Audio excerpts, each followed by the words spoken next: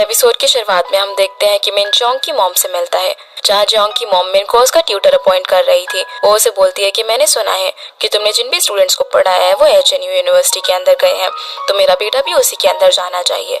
वो उसे इस चीज के लिए डबल पैसे देती है ताकि वो इतनी मेहनत करे कि उसका बेटा जरूर उस यूनिवर्सिटी के अंदर जाए।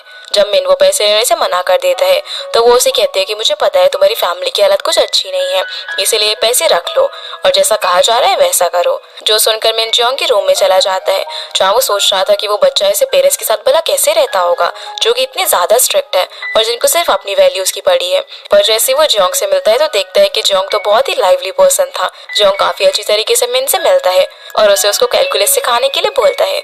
मिन अब रोज जोंग को पढ़ाने लग जाता है, जहाँ पर इन दोनों की काफी अच्छी बॉन्डिंग भी हो जाती है। ऐसे एक बार रास्ते में जोंग को मिन मिलता है तो जोंग मिन को रामेन खिलाने के लिए बोलता है। वो कहता है कि मुझे काफी भूख लग रही है और तुमने आज तक मुझे कभी कुछ ट्रीट ही नहीं दिया। इस पर मिन बोलता है कि मैं तो हमेशा तुम्हें खिलाना चाहता था, लेकिन तुम्हारी मॉम से मैं बहुत ज्यादा डरता हूँ और अपनी मॉम के सामने कभी मुझे नाम से मत बुलाना। उन्हें पता नहीं लगना चाहिए कि हम इतने ज्यादा फ्रेंडली हैं, क्योंकि उनके अकॉर्डिंग अगर जोंग मिन से दोस्ती करेगा तो अपनी पढ़ाई पर फोकस नहीं कर पाएगा। मिन फिर उसे रामेन खिलाने के लिए लेकर जाता है, जो इतनी छोटी सी ट्रीट में जोंग बहुत ज्यादा खुश हो गया था। जिसे इस तरीके से देखकर मैंने उससे पूछता है कि क्या तुम ठीक हो, तो बोल देता है कि हाँ मैं ठीक हूँ। इस पर मिन कहता है कि मैंने तो पूछा ही नहीं कि किस बारे में, पर वो कहता है कि तुम जिस भी बारे में पूछोगे मैं ठीक ही हूँ। उसका ये जवाब सुनकर मिन बोलता है कि पता नहीं मुझे तुम्हारे ऊपर पिटी करना चाहिए या फिर प्राउड फील करना चाहिए, क्योंकि जब मैं अपनी सिचुएशन देखता हूँ कि मेरे पेरेंट्स कैसे हैं और तुम्हारे पेरेंट्स कैसे हैं, तो मुझे देखकर ऐसा लगता है कि मुझे तुमसे बहुत ज्यादा कुछ सीखना चाहिए। क्योंकि जोंग के पेरेंट्स उसके साथ अच्छा बिहेव नहीं करते थे, पर फिर भी हमेशा खुश रहता था और इतना लाइवली था, जबकि मैंने उतना खुश नहीं रहता था। सीन अब यहाँ से हमें उस मोमेंट का दिखाया जाता है जब न्यूल मिन से पूछ रही थी कि हेसंग कंपनी का वाइस प्रेसिडेंट जोंग की हियरिंग के अंदर क्या कर रहा था। इस पर मिन कहता है कि तुमने शायद किसी और पर्सन को देखा होगा, पर न्यूल बोलती है कि अच्छा ऐसा है तो बहुत सारे सीसीटीवी फुटेज वगैरह तो होंगी ही ना, जिससे ये साबित हो जाएगा कि ये पर्सन वही था या फिर नहीं। वो उससे पूछती है कि हाईसुंग कंपनी का जोंग के मेडिकल एक्सीडेंट से क्या लेना देना है, कि ये सब तुमने करवाया है और आखिर जोंग ने तुम्हारा क्या बिगाड़ा है। पर तभी उन लोगों की कार का एक बहुत ही भयानक एक्सीडेंट हो जाता है और यहाँ पर हमें मिन की आवाज सुनाई जाती है, जहाँ पर वो बोल रहा था कि जोंग ने मेरे साथ कुछ भी नहीं किया, पर शायद तुम इसे एक एक्सक्यूज समझ लो। इसके बाद हम अंकल तायो को उनके रेस्टोरेंट में देखते हैं, जहाँ पर वो न्यूल की मॉम के साथ बैठकर डम्पलिंग्स बना रहे थे। तभी वहाँ पर जोंग आकर उनसे न्यूल के बारे में पूछता है, पर मॉम बताती है कि वो तो अभी तक नहीं आई, वो शायद बिजी होगी, और वो उसे न्यूल को कॉल करने के लिए बोलती है। पर वो बताता है कि मैंने कॉल किया और वो नहीं उठा रहे, शायद वो बिजी होगी, तो वो उसे भी अपने साथ में डम्पलिंग्स बनाने के लिए कहती है। पर उसी वक्त न्यूल की मॉम के फोन पर किसी अननोन नंबर से कॉल आता है, जहाँ पर हम देखते हैं कि मिन और न्यूल को अब हॉस्पिटल में ले जाया गया था, पर दोनों की हालत काफी ज्यादा खराब थी, इसलिए डॉक्टर ने न्यूल की मॉम को कॉल किया था। वो उनसे यहाँ पर फोन पर उसकी सर्जरी परफॉर्म करने के लिए कंसेंट लेते हैं, क्योंकि उसकी चेस्ट से काफी ज्यादा ब्लीडिंग हो रही थी और उन्हें डर था कि उसका हार्ट भी डैमेज हुआ होगा, इसलिए उन्हें सर्जरी परफॉर्म करनी थी। तो सारी बातें सुनकर मॉम तो रोने लग जाती है और जोंग डॉक्टर से बात करके मॉम को कंडीशन समझाता है, इसलिए वो सर्जरी परफॉर्म करने की परमिशन दे देती है ताकि वो न्यूल को बचा सके। फिर हम इन सभी लोगों को हॉस्पिटल में देखते हैं, जहाँ पर जोंग डॉक्टर से बात करके मॉम को समझाता है कि एक्सीडेंट की वजह से न्यूल की पसली टूटकर उसके लंग्स में जाकर लगी है, जिसकी वजह से उसके लंग्स में से काफी ब्लीडिंग हो रही थी। उसी को रोकने के लिए डॉक्टर सर्जरी परफॉर्म कर रहे हैं और वो उसके लंग्स का डैमेज हिस्सा भी निकाल देंगे, जिससे उसको कोई सीरियस प्रॉब्लम नहीं होगी और वो जल्दी ही ठीक हो जाएगी। ये सब बोलकर वो उन लोगों को कंसोल करने लगता है। तभी वहाँ पर यून भी आता है, जिससे अभी न्यूल के एक्सीडेंट के बारे में पता लगा था। पर जोंग सभी लोगों को स्ट्रॉन्ग बने रहने के लिए कहता है और खुद भी काफी मैच्योर बिहेवियर दिखाता है। अब इन लोगों को आईसीयू के बाहर वेट करते करते सुबह हो जाती है और सुबह तक भी सर्जरी चल रही थी। पर थोड़ी देर बाद डॉक्टर बाहर आकर बताते हैं कि सर्जरी कुछ ज्यादा लंबी चली, लेकिन वो सक्सेसफुल रही है।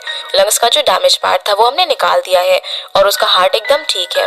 पर न्यूल अभी भी अनकॉन्शियस है और वो जल्दी ही रिकवर कर जाएगी, जो सुनकर सभी लोगों को थोड़ा सा रिलीफ मिलता है कि न्यूल की सर्जरी अच्छे से हो गई है। थोड़ी देर बाद ये लोग न्यूल से भी मिलते हैं, पर जैसे मॉर्निंग विजिटिंग आवर्स खत्म होते हैं, मॉम तभी भी वहाँ पर रुकने के लिए बोलती है। वो बोलती है कि न्यूल फिलहाल अनकॉन्शियस है, लेकिन वो अभी कितने ज्यादा पेन में होगी, इसलिए मैं उसे इस हालत में अकेले छोड़कर नहीं जा सकती हूँ। पर जोंग उन्हें बोलता है कि अगले विजिटिंग आज तो इवनिंग में होंगे, तब तक हम एक काम करते हैं कि एक पर्सन यहाँ पर रुकता है और बाकी लोग घर जाकर रेस्ट कर सकते हैं। पर ये सभी लोग वहाँ पर रुकने की जिद करने लगते हैं और बोलने लग जाते हैं कि अगर न्यूल उठेगी तो जरूर मुझे ही सबसे पहले देखना चाहेगी। जो सुनकर जोंग बोलते हैं कि अगर ऐसा है तो आप दोनों एल्डर्स यहाँ पर रुक जाइए, मैं और यून घर पर जाते हैं जरूरत का सामान लेकर आने के लिए, जिसकी शायद न्यूल को बाद में जरूरत पड़ कर सकती है। और वो ये भी बताता है कि 9 बजे उसे क्लिनिक जाना है क्योंकि उसकी एक सर्जरी है। जो सुनकर मॉम उसे जाने के लिए बोलती है और काम पर ध्यान देने के लिए बोलती है और कहती है कि अगर कोई भी जरूरत हुई तो हम तुम्हें कॉल कर लेंगे। इसीलिए अब जियोंग यून के साथ घर जाकर जरूरत का सामान पैक करने लगता है। पर तभी यून वहाँ पर सैड होकर बैठ जाता है। वो बोलता है कि मैं बहुत ही बुरा भाई हूँ, मैं हमेशा से एक नालायक बच्चा रहा हूँ। इसी वजह से न्यूल ने काफी ज्यादा मेहनत करी क्योंकि उसे मेरे हिस्से की भी चीजें करनी पड़ती थी। वो फिर यहाँ पर जियोंग को एक इंसिडेंट बताता है जब वो 5 साल का था। उसने पहला वर्ड जो लिखना सीखा था वो था स्वीट पोटैटो, और उसने ये वर्ड न्यूल की बुक के अंदर जाकर लिख दिया था, जबकि वहाँ पर कोई और ही सवाल पूछा गया था कि कोरियन अल्फाबेट किसने बनाया। इस गलती की वजह से उसे बहुत ज्यादा डांट पड़ी थी क्योंकि मेरे डैड को लगा था कि मुझे लिखना ही नहीं आता और उन्हें लग रहा था कि न्यूल झूठ बोल रही है। उस वक्त मैं काफी डर गया था, इसलिए मैं सच बताने की हिम्मत ही नहीं कर पाया। लेकिन कल जब मैंने न्यूल को इस हालत में देखा तो मुझे ऐसा लगा कि मेरे माफी मांगने में बहुत देर हो गई है। इस पर जोंग से बोलता है कि वो कैसी बकवास बातें सोच रहा है, न्यूल को कुछ नहीं होने वाला है। इस पर यून कहता है कि वैसे तो मैं बहुत ज्यादा रिलीजियस पर्सन नहीं हूँ, लेकिन मैंने कल पूरी रात प्रे किया कि न्यूल जल्दी से ठीक हो जाए। लेकिन मैं वादा करता हूँ कि जैसे न्यूल ठीक हो जाएगी ना तो मैं एक रिस्पॉन्सिबल पर्सन बनूंगा और अच्छे से काम पर ध्यान दूंगा। ये सुनकर जोंग उसे कुछ पैसे देता है ताकि वो सामान लेकर वापस से हॉस्पिटल जाए और कुछ अच्छे से खा पी ले। साथ ही वो अंकल ताई और मॉम के लिए भी कुछ खाने के लिए लेकर जाने को बोलता है और फिर जोंग खुद क्लिनिक में चला जाता है जहाँ वो इस बार न्यूल की बिना ही सर्जरी परफॉर्म करता है। और हम देख पाते हैं कि उसका ध्यान अपने फोन पर ही था कि कब उसे हॉस्पिटल से कॉल आएगा कि न्यूल को होश आ गया है, लेकिन उसे कोई भी फोन नहीं आता। फिर वो न्यूल से मिलने के लिए हॉस्पिटल जाता है जहाँ पर बाकी लोग भी उससे मिलने के लिए आए हुए थे। न्यूल की मॉम यहाँ पर थोड़ी इमोशनल हो जाती है क्योंकि उसे अभी तक होश नहीं आया था, पर जोंग उन्हें संभालता है। इसके बाद वो खुद भी डॉक्टर से बात करने के लिए जाता है जहाँ वो बोलता है कि न्यूल की सर्जरी अच्छे से हो गई है और उसे कोई और इंजरी की साइंस भी नहीं है, तो भला वो अभी तक अनकॉन्शियस क्यों है। इस पर डॉक्टर बोलता है कि तुम्हें पेशेंस दिखाना चाहिए और चिंता मत करो, जल्दी ठीक हो जाएगी। अब अगले दिन जब जोंग क्लिनिक में होता है तभी टीचर वहाँ पर अपना फॉलोअप कराने के लिए आते हैं जहाँ उनका स्कार अब एकदम से हील हो चुका था। तो टीचर उसे थैंक्स बोलते हैं उनकी सर्जरी करने के लिए और उसे और न्यूल को बाद में ट्रीट देने की भी बात करते हैं क्योंकि वो आज नहीं आई थी। तभी वो उसे नोट दिखाते हैं और बोलते हैं कि ये मुझे कल ही मिला। वो बोलते हैं कि ये नोट शायद न्यूल ने तुम्हारे लिए तब लिखा होगा जब तुम दोनों एक साथ बेहोश हो गए थे, पर वो शायद तुम्हें ये देने से हेजिटेट कर रही होगी और तभी से ये नोट मेरे पास ही था। अब जैसे ही जोंग उस नोट को पढ़ता है तो उसमें न्यूल ने लिखा हुआ था कि हे जोंगवू, हम दोनों एक दूसरे को इतना एग्जॉस्ट नहीं करते हैं ना, मैं भी स्ट्रांग रहूंगी और तुम भी स्ट्रांग रहो, सब कुछ ठीक हो जाएगा। जो पढ़कर वो रोने लग जाता है और याद करता है कि कैसे पास्ट में वो दोनों हमेशा एक साथ ही थे, वो दोनों भागकर स्कूल जाया करते थे, वो दोनों कैसे जब पेन में थे तो बेहोश भी एक साथ ही हुए थे और उन दोनों को कंफर्ट भी एक साथ चाहिए था।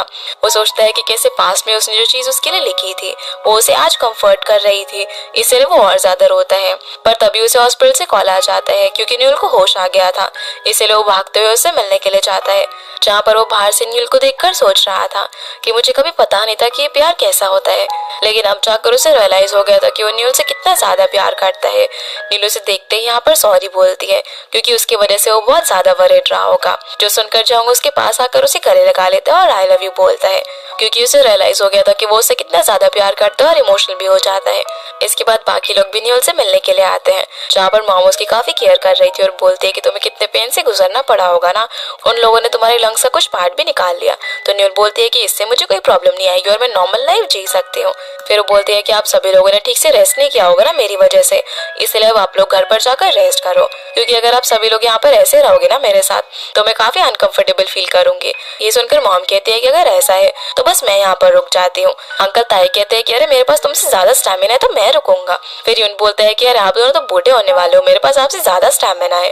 पर जब कोई भी नहीं मानता तो यून इन लोगों को रॉक पेपर सीजर खेलने के लिए बोलता है जिससे डिसाइड कर सके कि न्यूल के पास कौन रुकेगा, जिसके अंदर जोंग भी पार्टिसिपेट करता है। लेकिन इन सभी लोगों ने स्टोन चुना था, पर फिर बातों ही बातों में जोंग चीटिंग करके पेपर चूज कर लेता है।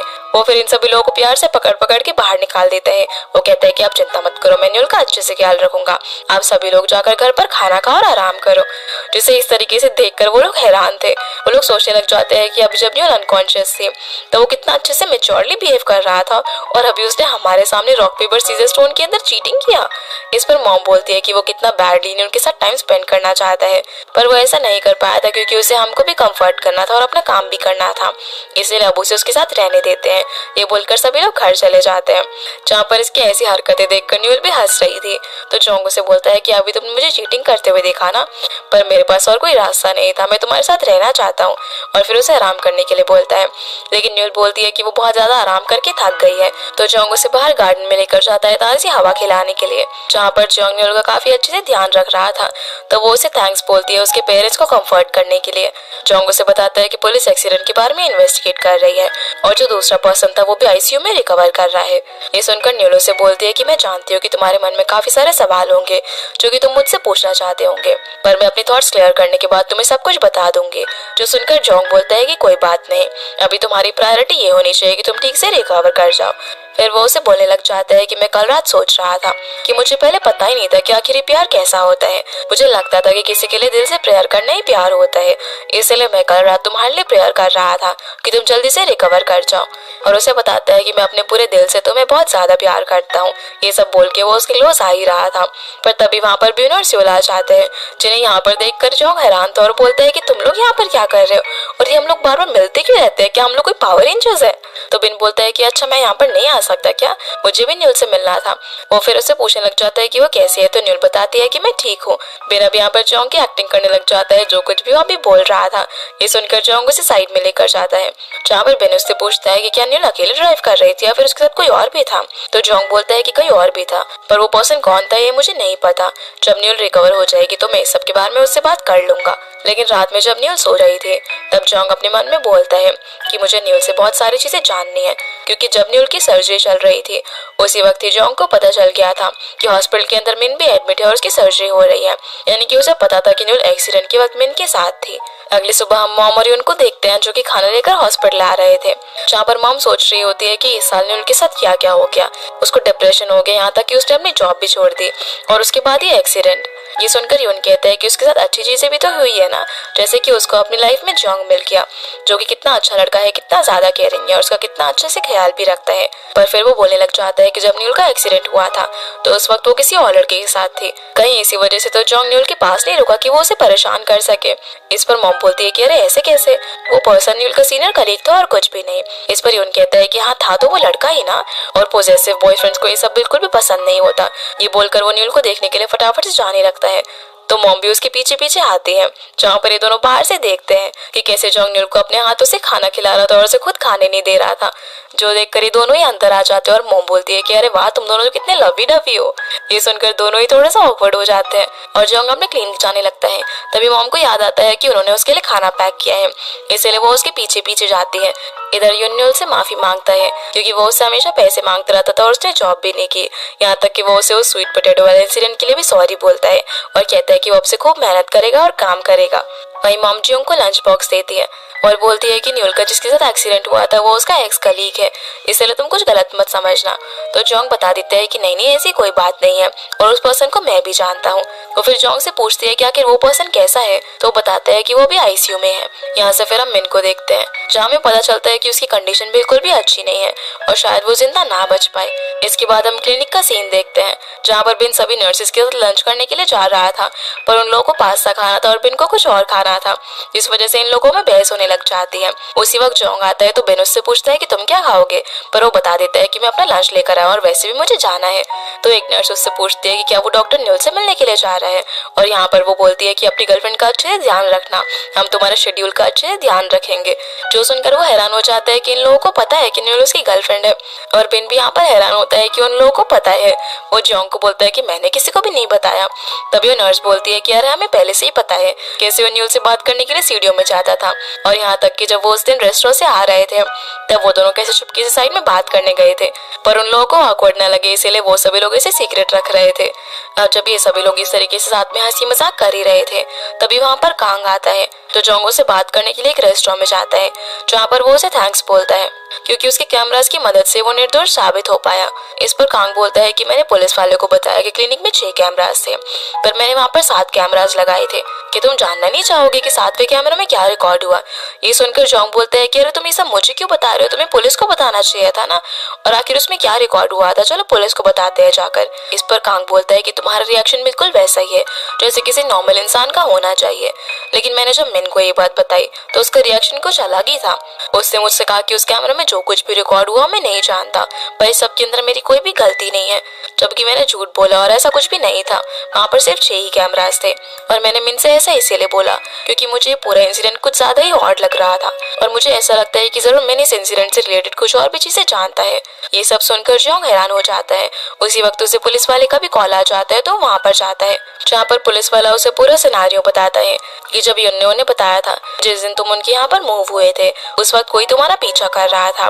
तो हमने पूरा सीसीटीवी वगैरह चेक करा और जैसा उसने होलिया बताया तो उसके हिसाब से हमें ये पता चला कि वो पर्सन मिन था, जिसकी फुटेज वो उसे भी दिखाता है। वो बताता है कि कैसे मिन तुम्हारे साथ हियरिंग वगैरह में आया करता था और वो तुम्हारा दोस्त था, इसीलिए हमने कभी उस पर सस्पेक्ट किया ही नहीं। फिर वो यहाँ पर उसे एक और फुटेज दिखाता है कि कैसे एक बार जब वो उसके क्लिनिक में आया था तो वो वहाँ की एक नर्स को एक पर्ची दे रहा था, जो चीज कान के हिडन कैमरा में रिकॉर्ड हो गई थी। साथ ही वो ये भी बताता है कि इस सब के अंदर न्यूल ने बहुत ज्यादा हेल्प की क्योंकि 2 दिन पहले वो यहाँ पर यून के साथ आई थी। उसने बताया कि कैसे हाइसन फार्मास्यूटिकल कंपनी जो है उसके मकाओ के गैंगस्टर वगैरह से कनेक्शंस है और मिन भी फेक केस स्टडी वगैरह दिखाकर कैसे उस कंपनी के प्राइसेस मैनिपुलेट करवा रहा था। इसके साथ ही वो यहाँ पर उसे मिन की कार की डैश कैम की रिकॉर्डिंग भी सुनाता है जिस वक्त न्यूल उसके साथ थे। तब वो उसे पूछ रही थी कि हाइसन कंपनी का वाइस प्रेसिडेंट जोंग की हियरिंग में क्या कर रहा था और क्या तुम्हारा इस सब के अंदर हाथ है। पर तभी उसका एक्सीडेंट हो जाता है। जो सारी चीजें जानकर जोंग हैरान था और वहीं पर बैठकर रोने लग जाता है। वो फिर गुस्से में सीधा न्यूल से मिलने के लिए जाता है, जहाँ वो उससे पूछता है कि या तो मेरी वजह से मिन से मिली थी। मुझसे पूछते है कि तुम्हें कैसे पता। उसे बोलता है कि तुम्हें क्या जरूरत थी उसके पास जाने की, तुम्हें पता है ना कि वो कितना डेंजरस है, तो फिर तुम भला उसके पास अकेले क्यों गई थी। जब मैंने बिना तुम्हारी शक्ल देखे तुम्हें सर्जरी के लिए भेजा तो तुम्हें पता है मुझे कैसा फील हुआ था। मुझे पता था ये सर्जरी कितनी ज्यादा डेंजरस है और जब मैं उस सिनेरियो को अपनी आंखों के सामने इमेजिन करता हूँ ना तो ये मेरी सोच से भी ज्यादा बुरा लगता है। वो उस पर चिल्लाता है कि तुमने मेरी वजह से अपने आप को क्यों खतरे में डाला। ये बोलकर रोते हुए यहाँ से चला जाता है, जिसकी ये बातें सुनकर न्यूल भी रोने लग जाती है। अब जब न्यूल रूम के अंदर अकेले बैठी हुई थी तभी वहाँ पर एक डिलीवरी गाय आता है जो कि अपने साथ में एक फ्लावर बुके लेकर आया था।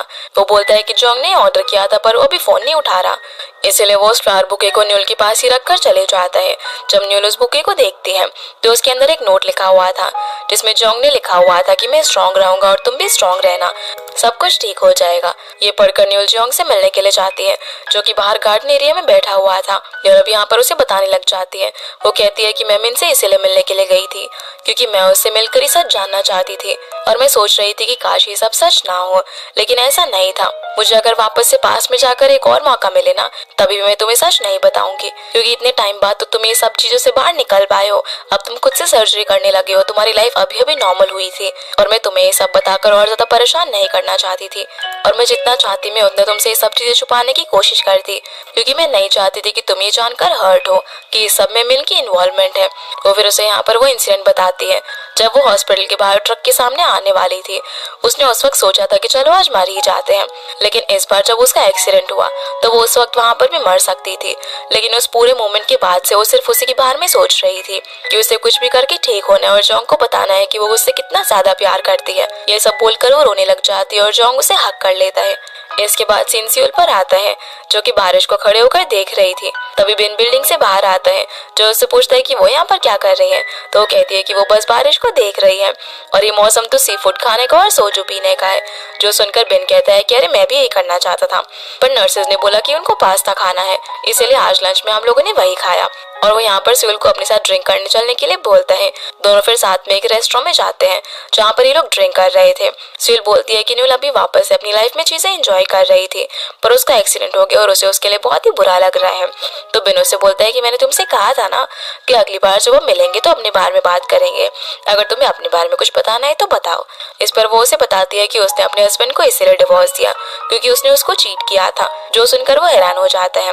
सियोल उसे बताती है कि वो लोग कॉलेज के टाइम में मिले थे और इंटर्नशिप के चलते वो बहुत ज्यादा एग्जॉस्टेड रहती थी, उसे उसका साथ देने वाला कोई चाहिए था। और जब वो अपने हस्बैंड से मिली तो उसने उससे पूछा क्या वो उसे शादी करेगा, तो वो मान गया, जिसके बाद उन दोनों के पेरेंट्स की ब्लेसिंग से उनकी शादी हो गई।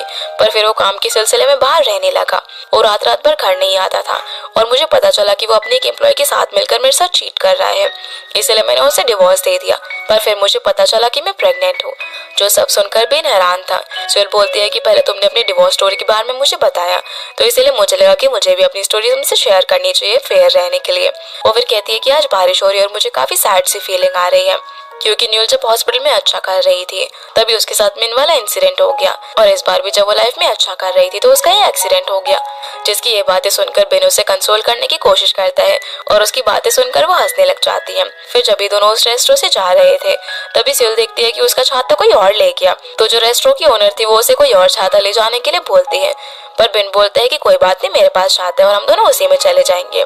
अभी दोनों एक ही अम्ब्रेला को शेयर करते हुए जा रहे थे। जहाँ न्यूल अपनी नरेशन से बताती है कि उस रात काफी तेज बारिश हो रही थी, जहाँ पर कुछ लोगों की नई बिगनिंग हो रही थी, तो कुछ लोग चाह रहे थे कि इस बारिश के साथ उनका पेन भी कम हो जाए, क्योंकि मॉम यहाँ पर इंटरनेट पर देख रही थी कि वो ऐसा क्या खाना बनाए जिससे कि न्यूल जल्दी से रिकवर कर जाए। फिर हम यून को देखते हैं जो कि बारिश होने के बावजूद भी अंकल ताई के साथ बाहर सामान लेने के लिए गया हुआ था। वो कहता है कि मैंने न्यूल से प्रॉमिस किया था कि उसके ठीक होने के बाद मैं काम पर ध्यान दूंगा, इसलिए अब आप मुझे बताओ कि मुझे क्या क्या करना है। जहाँ न्यूल बोलती है कि उनने बारिश होने के बाद भी अपना प्रॉमिस निभाया। और फिर हम न्यूल और जॉन्ग को देखते हैं जहाँ पर ये दोनों सोच रहे थे कि इस बारिश के साथ इनकी जो दुख है वो भी चले जाए। न्यूल जॉन्ग से पूछती है कि क्या तुमने वो डैश कैंप की रिकॉर्डिंग सुनी थी। इस पर वो हाँ बोलता है। तो न्यूल बोलती है कि एक्सीडेंट होने के बाद ही सबसे ज्यादा इम्पोर्टेंट पार्ट आया था। वो बताती है कि एम्बुलेंस के आने तक मैं कॉन्शियस थी और उस वक्त मैंने मुझे कुछ बातें बताई, क्योंकि उसे शायद लगा कि अब वो इन चीजों को और नहीं छुपा सकता। यहाँ से फिर हम पास्ट का सीन देखते हैं जहाँ पर मैं जॉन्ग के घर में ही रह रहा था, क्योंकि उसके एग्जाम बहुत ही नजदीक थे। जॉन्ग के साथ साथ वो भी स्ट्रेस ले रहा था। वो रात रात भर उसे पढ़ाता था और वो नहा कर आ जाता है क्योंकि उसे काफी नींद आ रही थी। तो जॉन्ग उसे बोलता है कि 3 हफ्ते में मेरा एग्जाम है, उसके बाद तुम्हें ये सब करने की जरूरत नहीं है और फिर तुम मुझे ट्रीट भी दोगे ना। तो मैंने उसे बोलता है कि तुम्हारी वजह से मैंने बहुत पैसा कमाया है, तो मैं तुम्हें कपड़े भी दिलवाऊंगा ग्रेजुएशन पर पहनने के लिए। तो जॉन्ग उसे एक ब्लैक सूट दिलवाने के लिए बोलता है और काफी ज्यादा खुश होकर पढ़ाई करने लग जाता है। इसके बाद हम देखते हैं कि मिन को बार बार उसके डैड का कॉल आ रहा था। वो जॉन्ग की मॉम के पास जाकर उन्हें बोलता है कि मेरा डैड एक बार के अंदर है जहाँ से मुझे बार बार कॉल आ रहा है कि उन्होंने काफी ड्रिंक कर ली है और मैं ही उनको वहां से जाकर लेकर आ सकता हूँ, तो क्या आप मुझे 2 घंटे का टाइम दे सकते हो, उसके बाद मैं वापस आ जाऊंगा। पर वो मिन को जाने नहीं देती और बोलते कि क्या तुम्हें पता नहीं है कि 3 हफ्ते में मेरे बेटे का एग्जाम है, तुम कहीं नहीं जा सकते। अगले दिन फिर हम मिन को उसके डैड की फ्यूनरल में देखते हैं, जहाँ पर पुलिस डिटेक्टिव से बात करने पर उसे पता चलता है कि उसके डैड एक बार के अंदर काफी ज्यादा ड्रिंक कर रहे थे। उन्हें वहाँ पर ऐसा लग रहा था कि जैसे वो अपने घर में है, इसीलिए उन्होंने नशे में होने की वजह से 7-8 स्लीपिंग पिल्स खा ली और इतने ज्यादा एम्बियन ड्रग लेने की वजह से जब वो ट्रक चला रहे थे तो उनका एक्सीडेंट हो गया, जिसकी वजह से उनकी वहीं पर मौत हो गई। पुलिस वाला यहाँ पर उसे ये भी पूछता है कि आखिर वो ऐसा क्या कर रहा था जो कि वो अपने डैड को लेने के लिए आ नहीं पाया, क्योंकि वो उसे काफी बार कॉल कर रहे थे। अब क्योंकि उस इंसिडेंट की वजह से ही मिन की डैड की डेथ हुई थी, इसलिए वो चाहता था कि जॉन्ग की फैमिली भी उसी की तरह सफर करे। यही रीजन था कि उसने कॉलेज के टाइम में जॉन्ग की ड्रिंक के अंदर एम्बियन मेडिसिन मिला दी थी, ताकि उसका हाल भी वही हो जो कि उसके डैड का हुआ था, जिसके इफेक्ट की वजह से जॉन्ग हॉस्पिटल में पहुंच गया था। पर ये सब करके शायद उसे फिर गिल्ट फील हुआ होगा कि आखिर वो ये क्या कर रहा है। और फिर वो जॉन्ग की मेडिकल इंसिडेंट के अंदर भी उसी का हाथ था, इसलिए नील ये चाहती थी कि जॉन्ग उसे कभी भी माफ ना करे। इसके बाद जॉन्ग मिन से मिलने के लिए जाता है, जहाँ वो उससे पूछता है कि क्या मेरे क्लिनिक में जो इंसिडेंट हुआ था वो तुमने जानबूझकर करवाया था। मिन उसे कहता है कि मुझे एक दिन पहले पता चला कि वो तुम्हारा क्लिनिक है। मैंने उन लोगों को रोकने की बहुत कोशिश की, लेकिन मैं काफी आगे तक आ गया था, पर फिर भी मैंने तुम्हारी काफी मदद करने की कोशिश की। ये सुनकर जॉन्ग कहता है कि भला मैं तुम्हारी बातों पर कैसे यकीन करूं। तो मिन बोलता है कि जिस सिचुएशन में मैं अभी हूँ उसमें मैं तुम्हें यहाँ पर झूठ बोलने के लिए नहीं बुलाता। तो जॉन्ग कहता है कि पता है मैं तुमसे अभी तक मिलने के लिए क्यों नहीं आया, क्योंकि मैं नहीं चाहता था कि मैं तुम्हें इस हालत में देखकर तुम पर तरस खाऊं। तो मिन उसे बोलता है कि तुम मुझ पर यहाँ पर नाराज होकर अपना टाइम वेस्ट मत करो, मैं बस यही चाहता हूँ कि अगर मैं मर जाऊँ तो तुम सब कुछ भूलकर आगे बढ़ो, और उसे गुड बाय कहता है। तो जॉन्ग रोते हुए यहाँ से चले जाता है। बाहर उसे न्यूल मिलती है, जहाँ वो उससे पूछती है कि मिन ने तुम्हें अचानक मिलने के लिए क्यों बुलाया। तो जॉन्ग बताता है कि वो मुझसे माफी मांग रहा था और शायद मुझे उसे माफ कर देना चाहिए। न्यूल बोलती है कि माफी किस चीज के लिए, और अगर वो तुम्हारी वजह से हर्ट हुआ भी था तो उसके जो एक्शंस थे वो बिल्कुल भी जस्टिफाइड नहीं थे। अगर तुमने उसे आज माफ कर दिया तो तुम्हारी फीलिंग्स हमेशा के लिए सप्रेस हो जाएंगी। इस पर जॉन्ग भी रोने लग जाता है और बोलता है कि मैं भी अभी उसे माफ नहीं कर सकता, जिसको ऐसे देखकर न्यूल उसे गले लगा लेती है। पर इसके थोड़ी देर बाद ही मिन मर जाता है और अगले दिन हमें जॉन्ग दिखाया जाता है, जो कि उसका दिलवाया हुआ ब्लैक सूट देखकर काफी ज्यादा रो रहा था। इसके बाद न्यूज में ये सारी चीजें बताई जाती हैं कि कैसे मिन ने हेसंग फार्मास्यूटिकल के साथ मिलकर उस कंपनी के स्टॉक के प्राइसेस मैनिपुलेट करवाए। यहाँ तक कि जोंग के क्लिनिक में जो इंसिडेंट हुआ था उसके अंदर भी उसी का इन्वॉल्वमेंट था, क्योंकि उन्हीं की बनाई गई दवाई का इस्तेमाल कर उस लेडी को मरवाया गया था। और हेसंग कंपनी जो दवाइयाँ वगैरह बनाती थी उसके अंदर किम के साथ हॉस्पिटल के कुछ लोग भी मिले हुए थे जिनके साथ वो पहले काम करता था, और अभी पूरा खुलासा सभी के सामने हो गया था। ये सारी न्यूज यून भी टीवी के अंदर देख रहा था, पर मॉम उसे बंद कर देती है। तो यून बोलता है कि अरे आपने टीवी बंद क्यों कर दिया? मुझे तो ये लगता है कि जरूरी एक्सीडेंट भी उस हेसंग कंपनी ने करवाया होगा मिन को रास्ते से हटाने के लिए, क्योंकि पुलिस को मिन के बारे में पता चल गया था, जिस चीज से हम लोग समझ सकते हैं कि न्यूल कितने बड़े डेंजर में होगी। तभी न्यूल वहाँ पर आती है, जैसे कि आज हॉस्पिटल से डिस्चार्ज मिल गया था। तो यून उसे बोलता है कि तुम्हें नॉर्मल कपड़ों में फिर से देखकर मुझे काफी अच्छा लग रहा है। मॉम उससे पूछते है कि डॉक्टर ने क्या बोला? तो न्यूल कहती है कि डॉक्टर ने मुझे 2 हफ्ते बाद फिर से चेकअप के लिए बुलाया है। तो मॉम उसे अब घर चलने के लिए बोलती है और बताती है कि मैंने तुम्हारे लिए सूप बनाया है। पर न्यूल उन लोगों को कहती है कि आप लोग घर जाइए और मैं भी थोड़ी देर में आती हूँ, मुझे कुछ काम है। यहाँ से न्यूल अब सीधा उस हॉस्पिटल में जाती है जहाँ पर वो काम किया करती थी। वहाँ पर वो एक सीनियर से मिलती है और उसे माफी मांगती है कि पहले वो जल्दबाजी में जॉब छोड़कर चली गई थी और उनसे उन्हें भाई कहने का भी मौका नहीं मिला। पर वो यहाँ पर उससे माफी मांगते हैं। वो कहते हैं कि इस सब के अंदर तुम्हारी कोई भी गलती नहीं है, बल्कि तुमने तो हमारी कितनी मदद की हॉस्पिटल के अंदर से इस करप्शन को हटाने में। हमें तो पता भी नहीं था कि हॉस्पिटल के अंदर ये सब चल रहा है, जबकि मैंने तुमसे तुम्हारी केस स्टडी और पोजीशन दोनों ही चुरा लिया। लेकिन अभी भी ज्यादा देर नहीं हुई है और मैं चाहता हूँ कि तुम वापस से अपनी पोजीशन पर आ जाओ। इसके बाद हम न्यूल को उसके फ्रेंड स्यूल के साथ देखते हैं, जहाँ पर वो उसे बताती है कि हॉस्पिटल वालों ने उसे असिस्टेंट प्रोफेसर की पोस्ट पर आने के लिए कहा है। जो सुनकर स्यूल उसके लिए काफी ज्यादा खुश होती है और बोलती है कि तुम तो हमेशा से प्रोफेसर बनना चाहती थी ना, तो तुम्हें अब क्या हो गया, तुम्हें इस पोस्ट को एक्सेप्ट कर लेना चाहिए। लेकिन न्यूल को इस कंडीशन में इस पोस्ट को एक्सेप्ट करना अच्छा नहीं लग रहा था। वो सोचती है कि पता नहीं वापस जाकर मैं अच्छे से काम कर भी पाऊंगी या नहीं। सेन अब यहाँ से जोंग पर आता है, जिसे बिन अपने साथ लंच पर लेकर जाता है, क्योंकि बिन को भी पूरे इंसिडेंट के बारे में पता चल गया था कि कैसे मैन इन सब चीजों के अंदर इन्वॉल्व था। इसलिए वो जियोंग को काफी अच्छे से चेयर अप करने की कोशिश करता है और उसे बिल्कुल भी साथ नहीं रहने देना चाहता था। पर जियोंग उसे बोलता है कि वो आज आफ्टरनून में फ्री है, तो क्या वो घर जा सकता है, जिस पर बिन उसे हाँ बोल देता है। अब जियोंग यहाँ से सीधा अपनी उस एम्प्लॉय से मिलने के लिए जाता है जो कि उसके मेडिकल एक्सीडेंट के अंदर इन्वॉल्व थी। वो जेल में जाकर उससे मिलता है और पूछता है कि मैंने तुम्हें क्लिनिक के अंदर एक नोट लिख कर दिया था, तो भला उसके अंदर क्या लिखा हुआ था? इस पर वो नर्स बोलती है कि उसने कहा था कि हेपरिन की डोज का कम इस्तेमाल करना, क्योंकि सीसीटीवी फुटेज छूटा हुआ होगा तो उसके अंदर कुछ भी रिकॉर्ड नहीं होगा और वो नहीं चाहता था कि तुम्हारे क्लिनिक के अंदर ऐसा एक्सीडेंट हो। ये बात सुनकर जियोंग हैरान था और वहाँ से जाने लगता है। तभी उसे उसकी मॉम का कॉल आता है, तो वो उसे पिक करता है, जहाँ पर उसकी मॉम बोलती है कि मुझे तो तुम्हारी चिंता हो रही थी, मैंने न्यूज में मिन के बारे में सुना और मुझे तो यकीन ही नहीं हो रहा कि ऐसा इंसान तुम्हारा दोस्त था। पर तभी जियोंग अपनी मॉम से बोलता है कि जब मेरा कॉलेज का एंट्रेंस एग्जाम था उस वक्त मिन ने अचानक से छुट्टी ले ली थी, तो क्या आपको पता था कि उस वक्त उसके फादर की डेथ हुई है? इस पर उसकी मॉम कहती है कि हाँ मुझे पता था कि उसकी डैड की डेथ हुई है, पर मैंने तुम्हें ये बात जानबूझकर नहीं बताई थी, क्योंकि मैं नहीं चाहती कि तुम्हारी पढ़ाई पर कोई असर आए, क्योंकि ये सब एग्जाम से एकदम पहले हुआ था। लेकिन फिर भी तुम्हारा एडमिशन उस यूनिवर्सिटी के अंदर हो गया, जो कि बहुत ही अच्छी बात थी। फिर वो उसे बोलती है कि वीकेंड पर मैं और तुम्हारा डैड कोरिया आ रहे हैं, तो हम लोग मिल सकते हैं। पर जियोंग ये बोलकर कॉल रख देता है कि मैं अभी बिजी हूँ, और ये बात जानकर वो काफी ज्यादा हैरान था कि उसकी मॉम के लिए किसी की मौत से ज्यादा उसका एग्जाम इम्पोर्टेंट था। इसके बाद हम न्यूल को देखते हैं, जो कि वापस से अब घर की तरफ आ रही थी, जहाँ पर वो सोच रही थी कि अब मिन तो चला गया है और क्या होता अगर उस रात में उससे ना मिली होती। जियोंग भी यहाँ पर घर की तरफ आ रहा था और वो सोच रहा था कि अगर मैंने मिन को उस वक्त माफ कर दिया होता तो कैसा होता, और इन दोनों के ही मन के सवाल इनको परेशान कर रहे थे।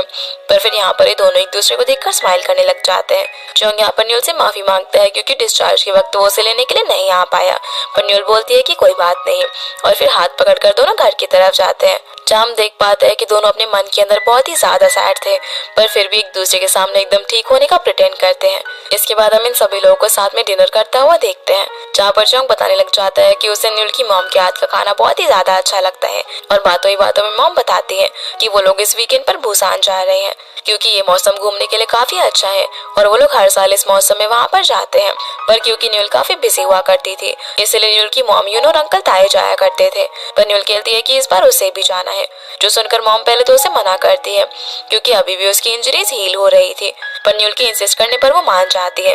तो जोंग बोलता है कि क्या वो भी साथ चल सकता है। ये सुनकर वो लोग हैरान हो जाते हैं, पर फिर उसे भी साथ ले जाने के लिए मान जाते हैं। फिर हम जोंग और न्यूल को एक साथ में देखते हैं, जहाँ पर न्यूल उससे पूछती है कि क्या तुम सच में हमारे साथ जाना चाहते हो, क्योंकि ये सिर्फ एक दिन की ट्रिप होने वाली और काफी टायरिंग होगी। पर जोंग बोलता है कि मैं वीकेंड पर यहाँ अकेला नहीं रहना चाहता, इसीलिए मैं भी जाना चाहता हूँ। जो सुनकर न्यूल भी कुछ नहीं बोलती। इधर अंकल ताई मॉम से पूछते हैं कि तुम्हें क्या लगता है कि जोंग और न्यूल ठीक है। इस पर मॉम कहती है कि पता नहीं वो दोनों ठीक है या फिर नहीं, पर वो दोनों साथ में बुसान जाना चाहते हैं, जिससे कि शायद उन लोगों को थोड़ा अच्छा लगे। इस पर उन बोलने लग जाता है कि फिनरल के बाद से वो पूरा 1-2 दिन तक घर के अंदर ही रहे थे, उन्होंने किसी से भी बात नहीं की, लेकिन अब देखो वो लोग कितना अच्छे से एक दूसरे से बात कर रहे हैं, तो मुझे लगता है कि अब वो दोनों ठीक है। पर तभी वहाँ पर न्यूल आ जाती है, इसलिए ये लोग उनके बारे में बात करना बंद कर देते हैं। अब वीकेंड पर ये लोग ट्रिप के लिए जाते हैं, जहाँ पर जोंग इन सभी लोगों का घर के नीचे इंतजार कर रहा था। न्यूल उसे देखकर उसके पास आने वाली थी, पर तभी जोंग को उसके डैड का कॉल आता है, जो उसे बताते हैं कि हम कोरिया में आ गए और क्या हम तुमसे मिल सकते हैं। पर जोंग उसे झूठ बोल देता है कि मैं बिजी हूँ और मेरी भी कॉन्फ्रेंस है, इसलिए मैं आप लोगों से नहीं मिल सकता। पर तभी बाकी सभी लोग भी सामान वगैरह लेकर आ जाते हैं, जो हम देख पाते हैं कि वो लोग अपने साथ काफी सारा खाने पीने का सामान भी लेकर आए थे।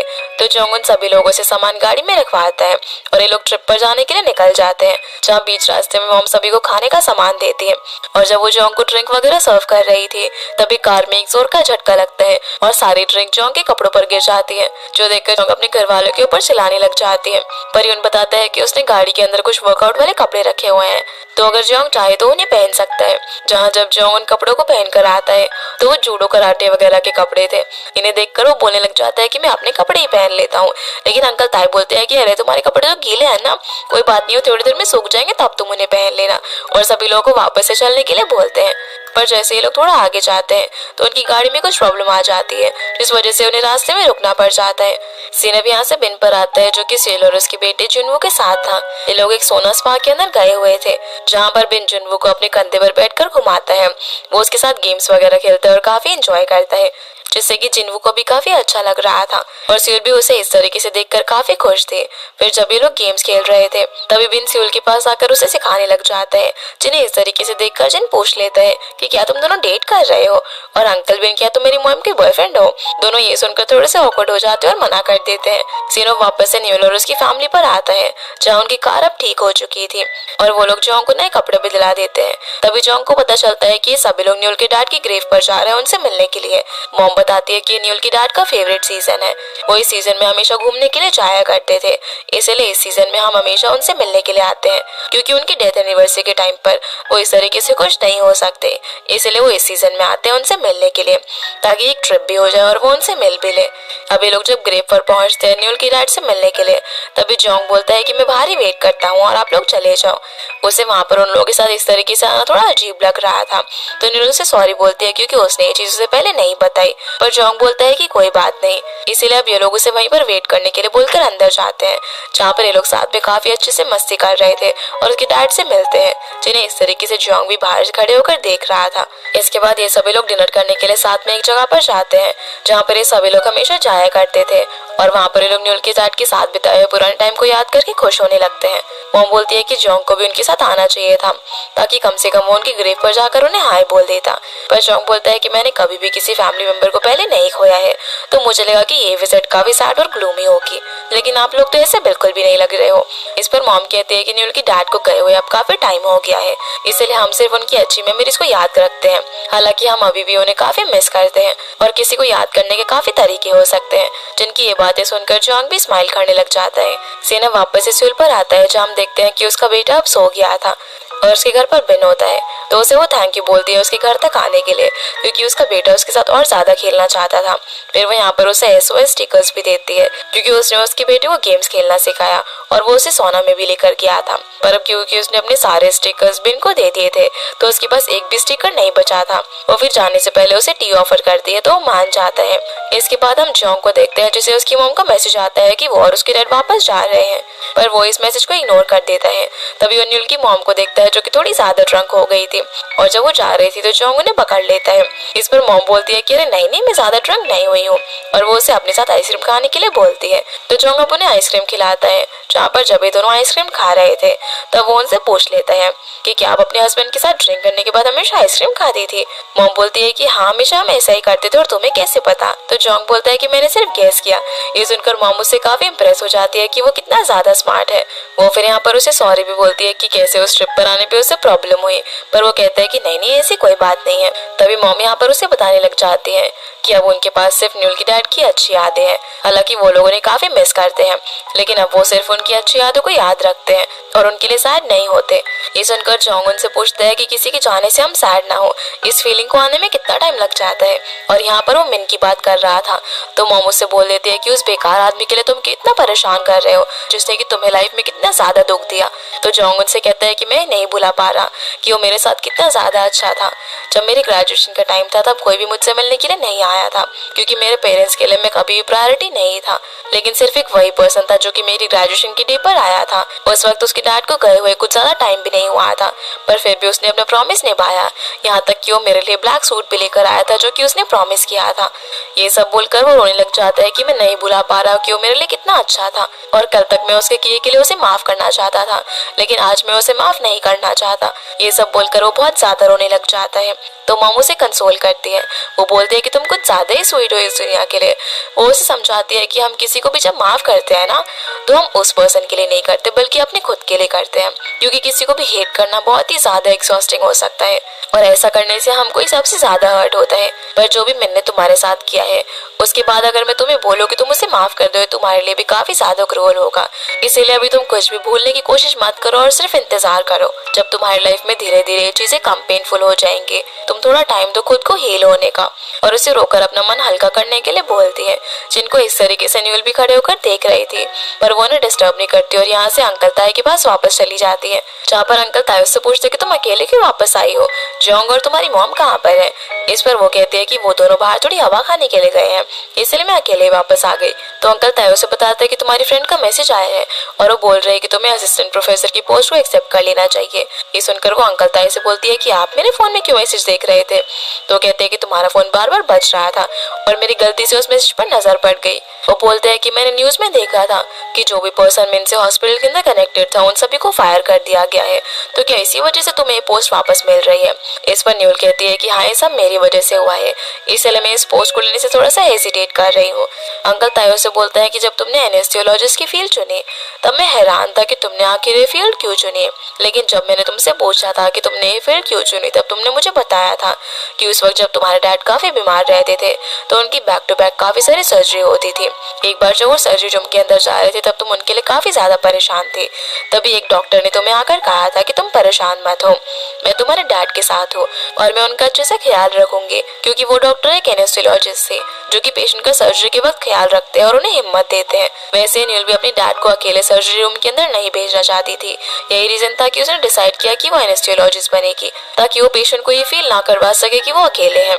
अंकल ताई कहते हैं कि पहले तुम्हें काफी अपसेट हुआ कि तुम्हारे डैड की डेथ ने तुम्हें कितना ज्यादा हर्ट किया है, लेकिन तुमने बहुत ही अच्छी फील्ड चुनी है। जो सुनकर न्यूल भी स्माइल करने लगती है। न्यूल अब यहाँ पर याद करने लग जाती है कि किस तरीके से वो अपने पेशेंट को चेयर अप करती है, उनको रिलैक्स करने में मदद करती है। यहाँ तक कि जो अनकॉन्शियस पेशेंट होते हैं वो उनका ब्लड प्रेशर वगैरह मॉनिटर करती है और जब उसके पेशेंट्स रिकवर करते हैं तो उसे बहुत ही अच्छा फील होता है। तो अंकल ताई यहाँ पर न्यूल को बोल देते हैं कि तुम्हें अपनी जॉब पर वापस चले जाना चाहिए इससे पहले कि बहुत देर हो जाए। ये सुनकर न्यूल मान जाती है। इसके बाद हम जोंग और न्यूल को देखते हैं जो कि साथ में फायरवर्क्स देखकर एंजॉय कर रहे थे। न्यूल यहाँ पर उसे बोलती है कि मुझे पता है कि तुम्हारी फैमिली तुमसे मिलने के लिए आई थी पर तुम उनसे नहीं मिले। जोंग ये सुनकर हैरान हो जाता है और बोलता है कि तुम्हें कैसे पता। तो न्यूल बता देती है कि मैंने तुम्हें उनसे बात करते हुए सुबह सुना था और शायद इसीलिए तुम हमारे साथ यहाँ पर आए हो। इस पर जोंग बोलता है कि पता नहीं, मुझे अपने पेरेंट्स पर नाराज होना चाहिए कि उन्होंने मिन को इतना ज्यादा परेशान किया कि उसने ये सब किया, या फिर मुझे मिन पर नाराज होना चाहिए कि उसने ये सारी चीजें करी। पर चाहे नाराज होना हो या फिर अंडरस्टैंड करना हो, मैं सब कुछ तभी करूंगा जब मेरा दिल मुझे करने को कहेगा। मैं अपने आप को थोड़ा सा टाइम देना चाहता हूँ और क्या पता टाइम के साथ साथ एक दिन में हील हो जाऊँ तुम्हारी फैमिली की तरह। जोंग से बोलता है कि तुम और मुझे क्या बताना चाहती हो, क्योंकि मैं कुछ दिन से देख रहा हूँ कि तुम किसी चीज को लेकर कंसर्न हो। तब न्यूल उसे बता देती है कि उसे हॉस्पिटल से ऑफर आया असिस्टेंट प्रोफेसर बनने के लिए। जो सुनकर जोंग उसके लिए काफी ज्यादा ज्यादा खुश हो जाता है और बोलता है कि तुमने मुझे पहले क्यों नहीं बताया। न्यूल बोलती है कि तुम्हारी लाइफ में ऑलरेडी इतना कुछ चल रहा था और जिस चीज से तुम इतना ज्यादा दुखी हो वही चीज मेरी लाइफ के अंदर ही अपॉर्चुनिटी लेकर आई है, इसलिए मुझे एक्सेप्ट करने से गिल्टी फील हो रहा था। पर जॉन्ग उसे बोलता है कि तुम्हें गिल्टी फील करने की कोई भी जरूरत नहीं है, ये सब तुम्हारे हार्डवर्क का ही नतीजा है और मैं चाहता हूँ कि तुम इस पोस्ट को एक्सेप्ट करो। ये बोलकर वो न्यूल को हक कर लेता है तो वो थोड़ी सी इमोशनल हो जाती है। जॉन्ग अब उसके आंसू पोंछता है और बोलता है कि तुम एकदम बेस्ट हो। फिर ये दोनों साथ में फायरवर्क्स एंजॉय करते हैं। इसके बाद हम बिन की सारी नर्सेज जॉन्ग और न्यूल को साथ में पार्टी करता हुआ देखते हैं, क्योंकि अब न्यूल इस क्लिनिक को छोड़कर प्रोफेसर बनने के लिए जाने वाली थी।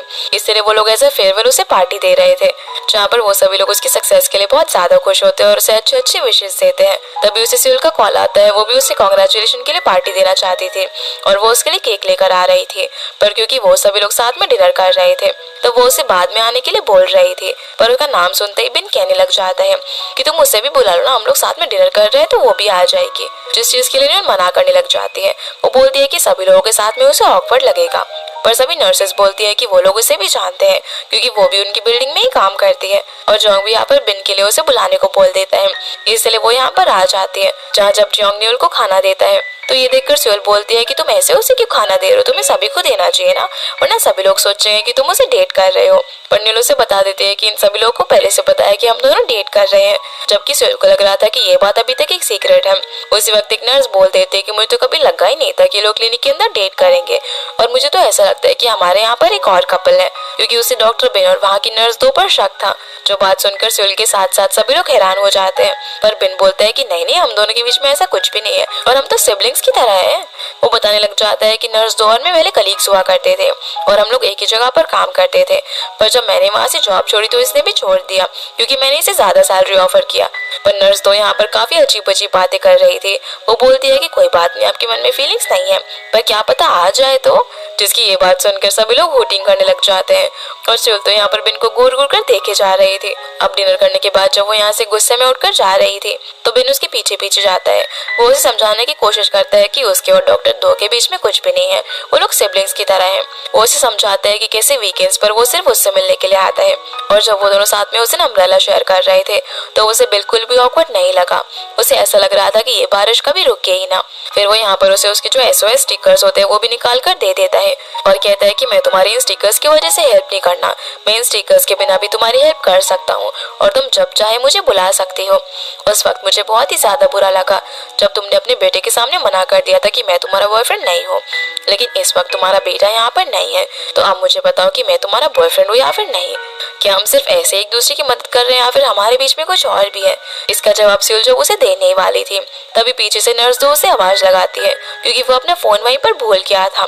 अब जब वो नशे की हालत में उसकी तरफ आ रही थी तभी उसका पैर मुड़ जाता है और वो सीधा बिन के ऊपर जाकर गिरती है, जहाँ वो गलती से उसके चीक्स पर किस कर देती है, जो देखकर बिन और सियुल तो हैरान थे और नर्स 2 भी सोचने लग जाते कि ये मुझसे क्या हो गया। तो उसका एक्सप्रेशन भी बहुत ही ज्यादा फनी था। इसके बाद हम जॉन्ग को न्यूल के साथ देखते हैं, जहाँ पर वो न्यूल से बोलता है कि मुझे तो ऐसा लगता है कि डॉक्टर 2 जरूर बिन को पसंद करती है। तो न्यूल उसे बताती है कि सियुल भी बिन को पसंद करती है। ये सुनकर वो बोलता है कि अगर ऐसा है तो मैं देखना चाहूंगा कि उन दोनों में से बिन का रिलेशनशिप किसके साथ रहता है। फिर वो न्यूल से बोलता है कि अब कल से तुम वापस से अपनी जॉब पर जा रहे हो तो तुम्हें कैसा लग रहा है। इस पर वो उसे बताती है कि वो थोड़ी सी नर्वस है, थोड़ी सी डरी हुई है और थोड़ी सी एक्साइटेड भी है। तो जॉन्ग बोलता है कि नर्वसनेस और फियर मुझे दे दो और तुम सिर्फ एक्साइटेड रहो। पर वो उसे ये भी कहता है कि मैं थोड़ा सैड हूँ क्योंकि कल से तुम फिर से अपनी जॉब पर चली जाओगी और मैं यहाँ पर अकेले रहूंगा। तुम इतनी ज्यादा बिजी हो जाओगी कि मुझसे मिल भी नहीं पाओगी, ना हम इस तरीके से रात में बैठकर आइसक्रीम खा सकते हैं और ना ही ठीक से बात कर पाएंगे। मैं तो तुम्हारा इंतजार करते करते लव सिक हो जाऊंगा। तो न्यूल बोलती है कि तुम कैसी सिली बातें कर रहे हो और मैं पूरी कोशिश करूंगी कि तुम्हारा और अपना अच्छे से ख्याल रख सकूं और तुम्हें टाइम दे पाऊं। तो जॉन्ग उसे अपना प्रॉमिस याद रखने के लिए बोलता है। उसी वक्त न्यूल को उसकी मॉम का मैसेज आता है जो उसे बोलती है कि कल तुम्हें अपनी जॉब पर जाना है ना, इसीलिए नीचे आ जाओ और जल्दी सो जाओ। पर जैसे वो अपनी मॉम की प्रोफाइल पिक्चर देखती है तो हैरान हो जाती है क्योंकि उन्होंने उसकी फोटो के साथ प्रोफेसर की डेजिग्नेशन और हॉस्पिटल का नाम लिखा हुआ था।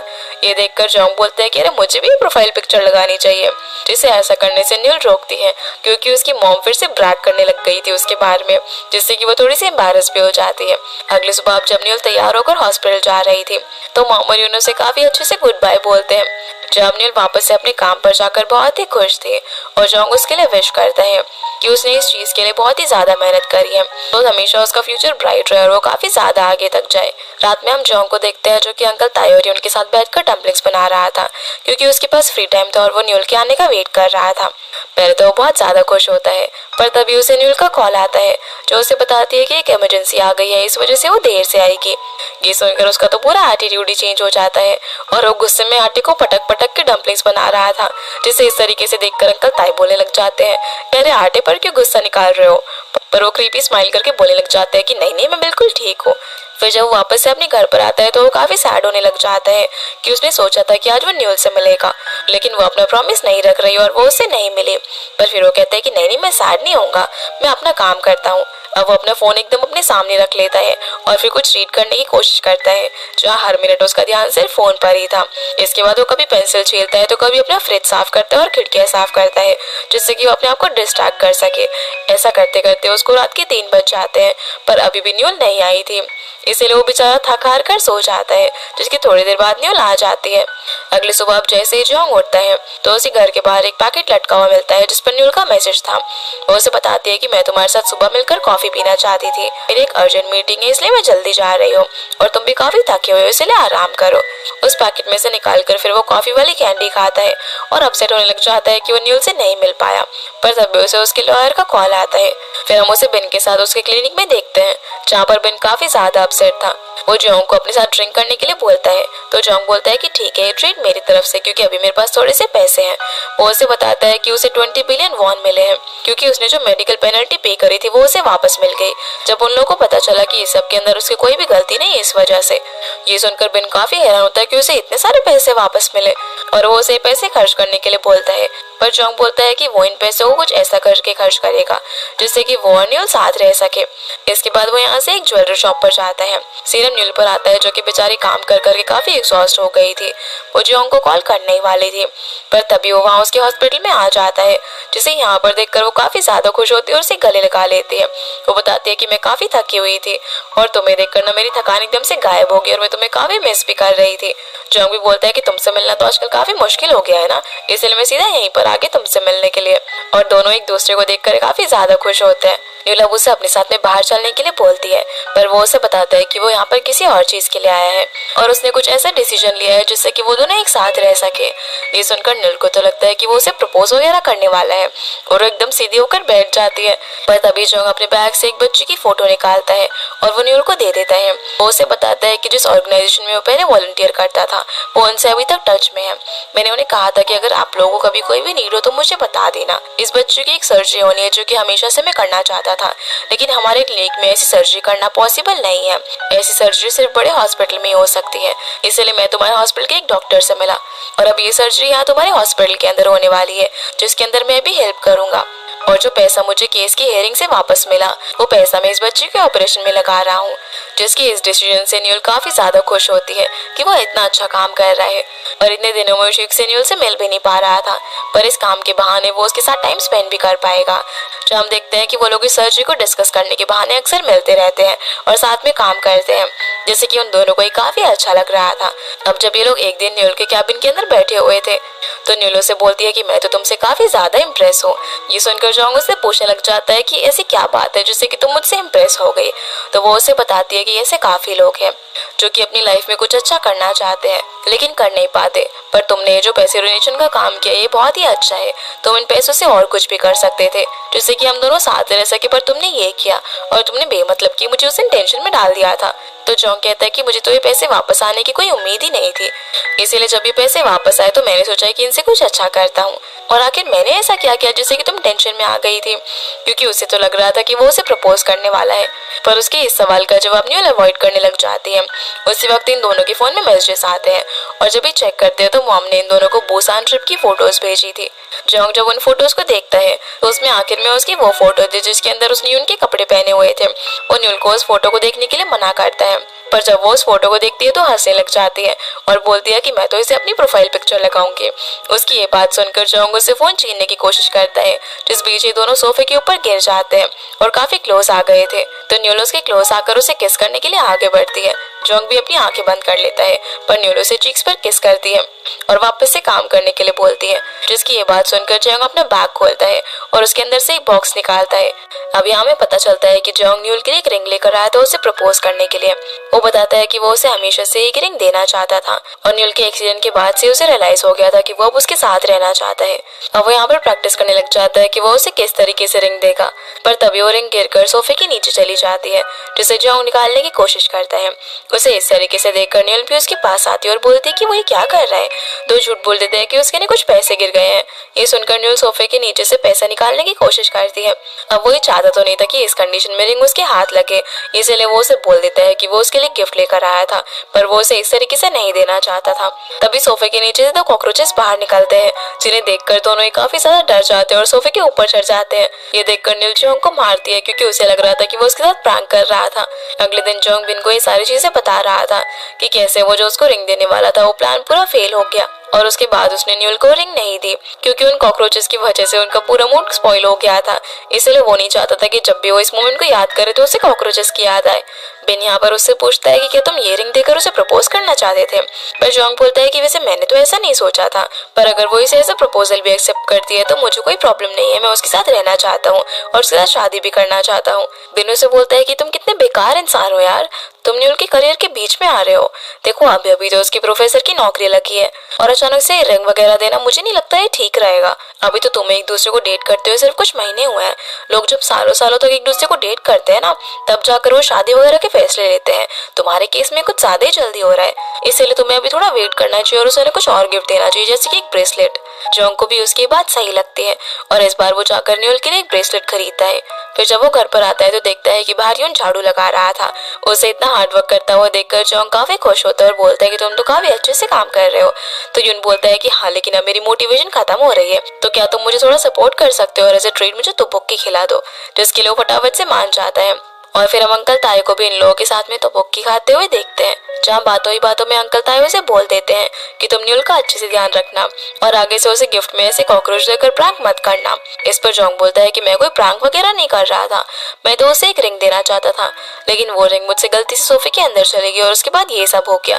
ये सुनकर यून बोलता है कि न्यूल को आज से पहले कभी भी किसी लड़के ने कोई रिंग गिफ्ट नहीं की, ये उसकी पहली और आखिरी रिंग होगी, इसीलिए तुम उसे धूल में पड़ी हुई कॉकरोच वाली रिंग मत देना, तुम्हें ना उसे कुछ और देना चाहिए। इस पर जोंग बोलता है कि हाँ, मैं उसके लिए ब्रेसलेट लेकर आ गया हूँ। तो यून कहता है कि अरे ब्रेसलेट तो उसे मॉम ने भी दिया था गोल्ड का जब वो डॉक्टर बनी थी, पर उसने वो आज तक नहीं पहना। वो बोलती है कि जब भी मैं सर्जरी करने के लिए जाती हूँ तो इसे उतारना पड़ता है, जो कि बहुत ही ज्यादा हैक्टिक है। ये सुनकर जोंग फटाफट से वहाँ से भागता है और सीधा ज्वेलरी शॉप पर जाता है जो कि बंद ही होने वाली थी। वहाँ से फिर वो न्यूल के लिए एक नेकलेस खरीदता है। अब उसके पास न्यूल को देने के लिए एक रिंग, ब्रेसलेट और नेकलेस था, पर उसे समझ नहीं आ रहा था कि वो उसे ये चीजें कैसे और कब देगा। अगली सुबह फिर हम यून को देखते हैं जो कि एक आर्टिकल पढ़ता है जिसमें लिखा हुआ था कि जोंग को 2.5 बिलियन वॉन वापस मिले मेडिकल पेनल्टी के। वो ये चीज अपनी मॉम को भी बता रहा था, तभी वहाँ पर न्यूल आ जाती है। वो बोलती है कि ये आर्टिकल कब पब्लिश हुआ, तो बताता है कि कुछ ही घंटे पहले। और क्या तुम्हें इस बारे में पता है, क्योंकि अगर जोंग इतना ज्यादा रिच है तो उसने मुझे कल सिर्फ तोबुक्की क्यों खिलाया, वो कुछ और भी तो फैंसी चीजें मुझे खिला सकता था ना। ये सुनकर मॉम उसे डांटने लग जाते हैं कि तुम फिर से परेशान कर रहे हो ट्रीट देने के लिए। पर यून कहता है कि अरे नहीं नहीं, ऐसा नहीं है, उसे हमारे साथ टाइम स्पेंड करना अच्छा लगता है क्योंकि उसके कोई दोस्त नहीं है ना, और रिसेंटली उसकी दोस्त मिन की भी मौत हो गई। जो सुनकर न्यूल यहाँ से चली जाती है।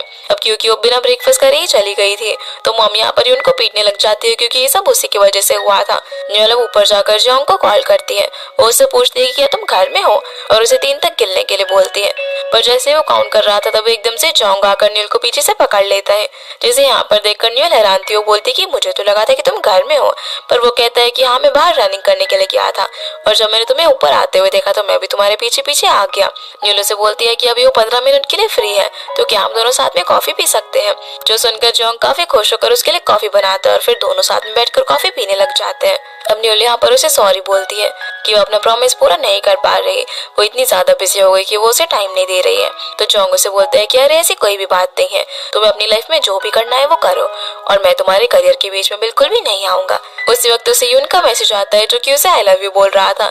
ये देखकर वो हैरान हो जाता है कि आखिर इसे क्या हो गया। अब जब ये मैसेज न्यूल देखती है तो वो जोंग को समझाते हैं कि चाहे कुछ भी हो जाए तुम्हें यून को एक भी पैसा देने की कोई भी जरूरत नहीं है। उसे पता है कि तुम्हारे पास पेनल्टी के पैसे वापस आए हैं, हालांकि मैंने उसे ये बात नहीं बताई। तो जोंग बोलता है कि हाँ मुझे उस आर्टिकल के बारे में पता है और कोई बात नहीं। ये सुनकर न्यूल बोलती है कि आखिर इन लोगों की परेशानी क्या है, ये लोग अपने काम से काम क्यों नहीं रख सकते, तुम्हारी लाइफ में इतना सब कुछ हो चुका है और अभी भी ये लोग आर्टिकल्स वगैरह लिख रहे हैं। तो जोंग बोलता है कि कोई बात नहीं, मुझे अभी सबसे फर्क नहीं पड़ता क्योंकि मेरे पास तुम हो। हालांकि पहले जब भी मेडिकल एक्सीडेंट हुआ था तब मुझे काफी बुरा लगता था क्योंकि आर्टिकल्स के नीचे काफी सारे ऐसे कमेंट्स हुआ करते थे कि एक मर्डर और ये सब मैंने जानबूझकर किया है, और मुझे सबसे ज्यादा तब बुरा लगता था जब मेरे जानने वाले लोग इन चीजों पर यकीन कर रहे थे। पर अब मुझे इन सबसे कोई फर्क नहीं पड़ता क्योंकि तुम मेरे पास हो। और फिर उसे ये सारी चीजें भूलकर अगले वीक होने वाली सर्जरी पर फोकस करने के लिए बोलता है और बताता है कि कुछ डिटेल्स मैंने पेन ड्राइव के अंदर सेव करके रखी हुई है। अब जैसे न्यूल पेन ड्राइव लेने के लिए ड्रॉअर के पास जाने वाली थी तभी जोंग उसे खींचकर अपनी तरफ कर लेता है क्योंकि ड्रॉअर के अंदर उसने उसके लिए ज्वेलरीज रखी हुई थी, जिसे इस तरीके से न्यूल काफी नर्वस हो जाती है और बोलती है कि क्या हुआ है। तो कहता है कि मेरे पास तुम्हारे लिए कुछ है।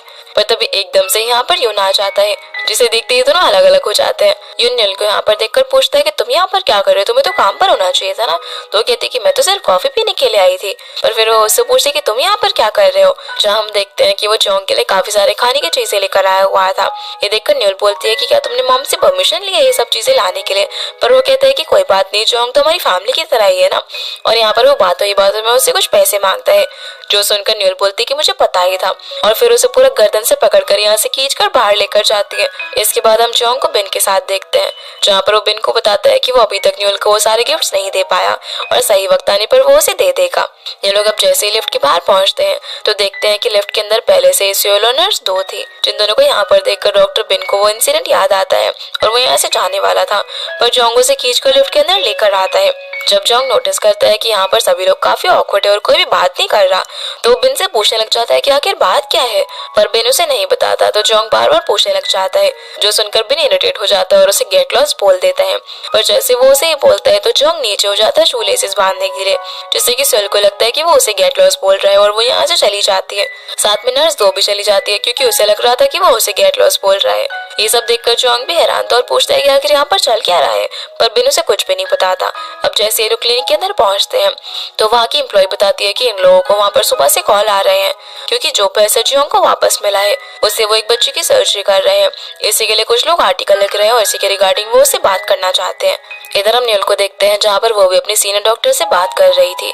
उसे लग रहा था कि ये सब जो आर्टिकल वगैरह उसका हॉस्पिटल लिखवा रहा है, पर उसका सीनियर बताता है कि इस सब में उनका हाथ नहीं है, बल्कि रिपोर्टर खुद ही उनके हॉस्पिटल को कांटेक्ट कर रहे हैं। वो चाहते हैं कि ये स्टोरी सभी लोगों के सामने आए ताकि इससे और लोगों के सामने एग्जाम्पल सेट हो और लोग सामने आकर जरूरतमंद लोगों की मदद करे।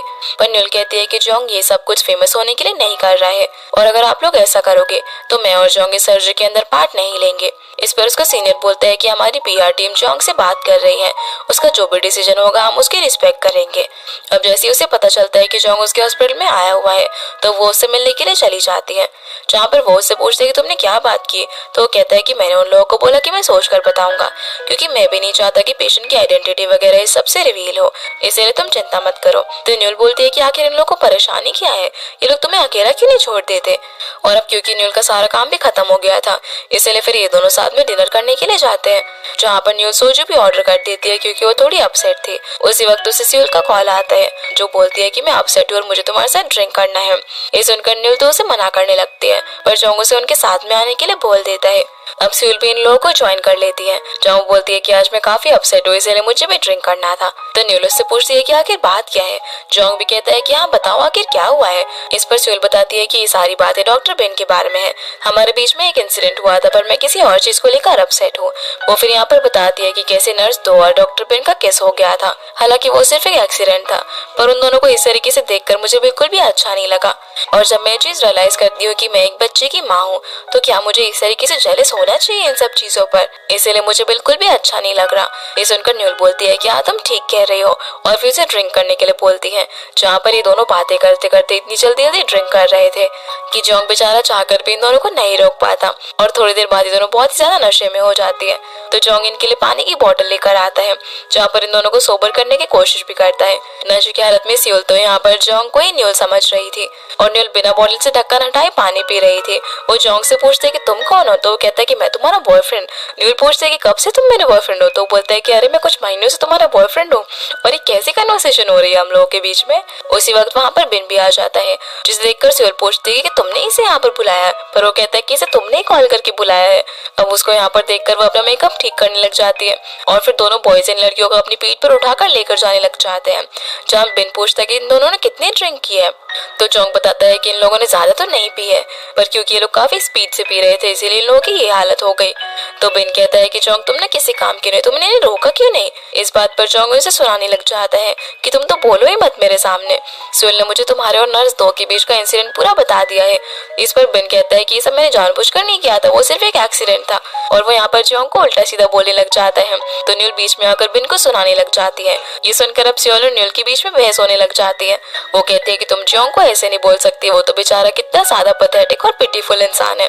तो सियोल बोलती है कि हाँ डॉक्टर बिन भी बहुत ही ज्यादा पिटीफुल और पैथेटिक इंसान है। यहाँ पर अभी दोनों कंपटीशन करने लग जाता है कि कौन ज्यादा पैथेटिक है। जिनकी ऐसी कन्वर्सेशन सुनकर डॉक्टर बिन फटाफट से सियोल को यहाँ से लेकर चला जाता है, इससे पहले कि वो और ज्यादा पैथेटिक हो जाए।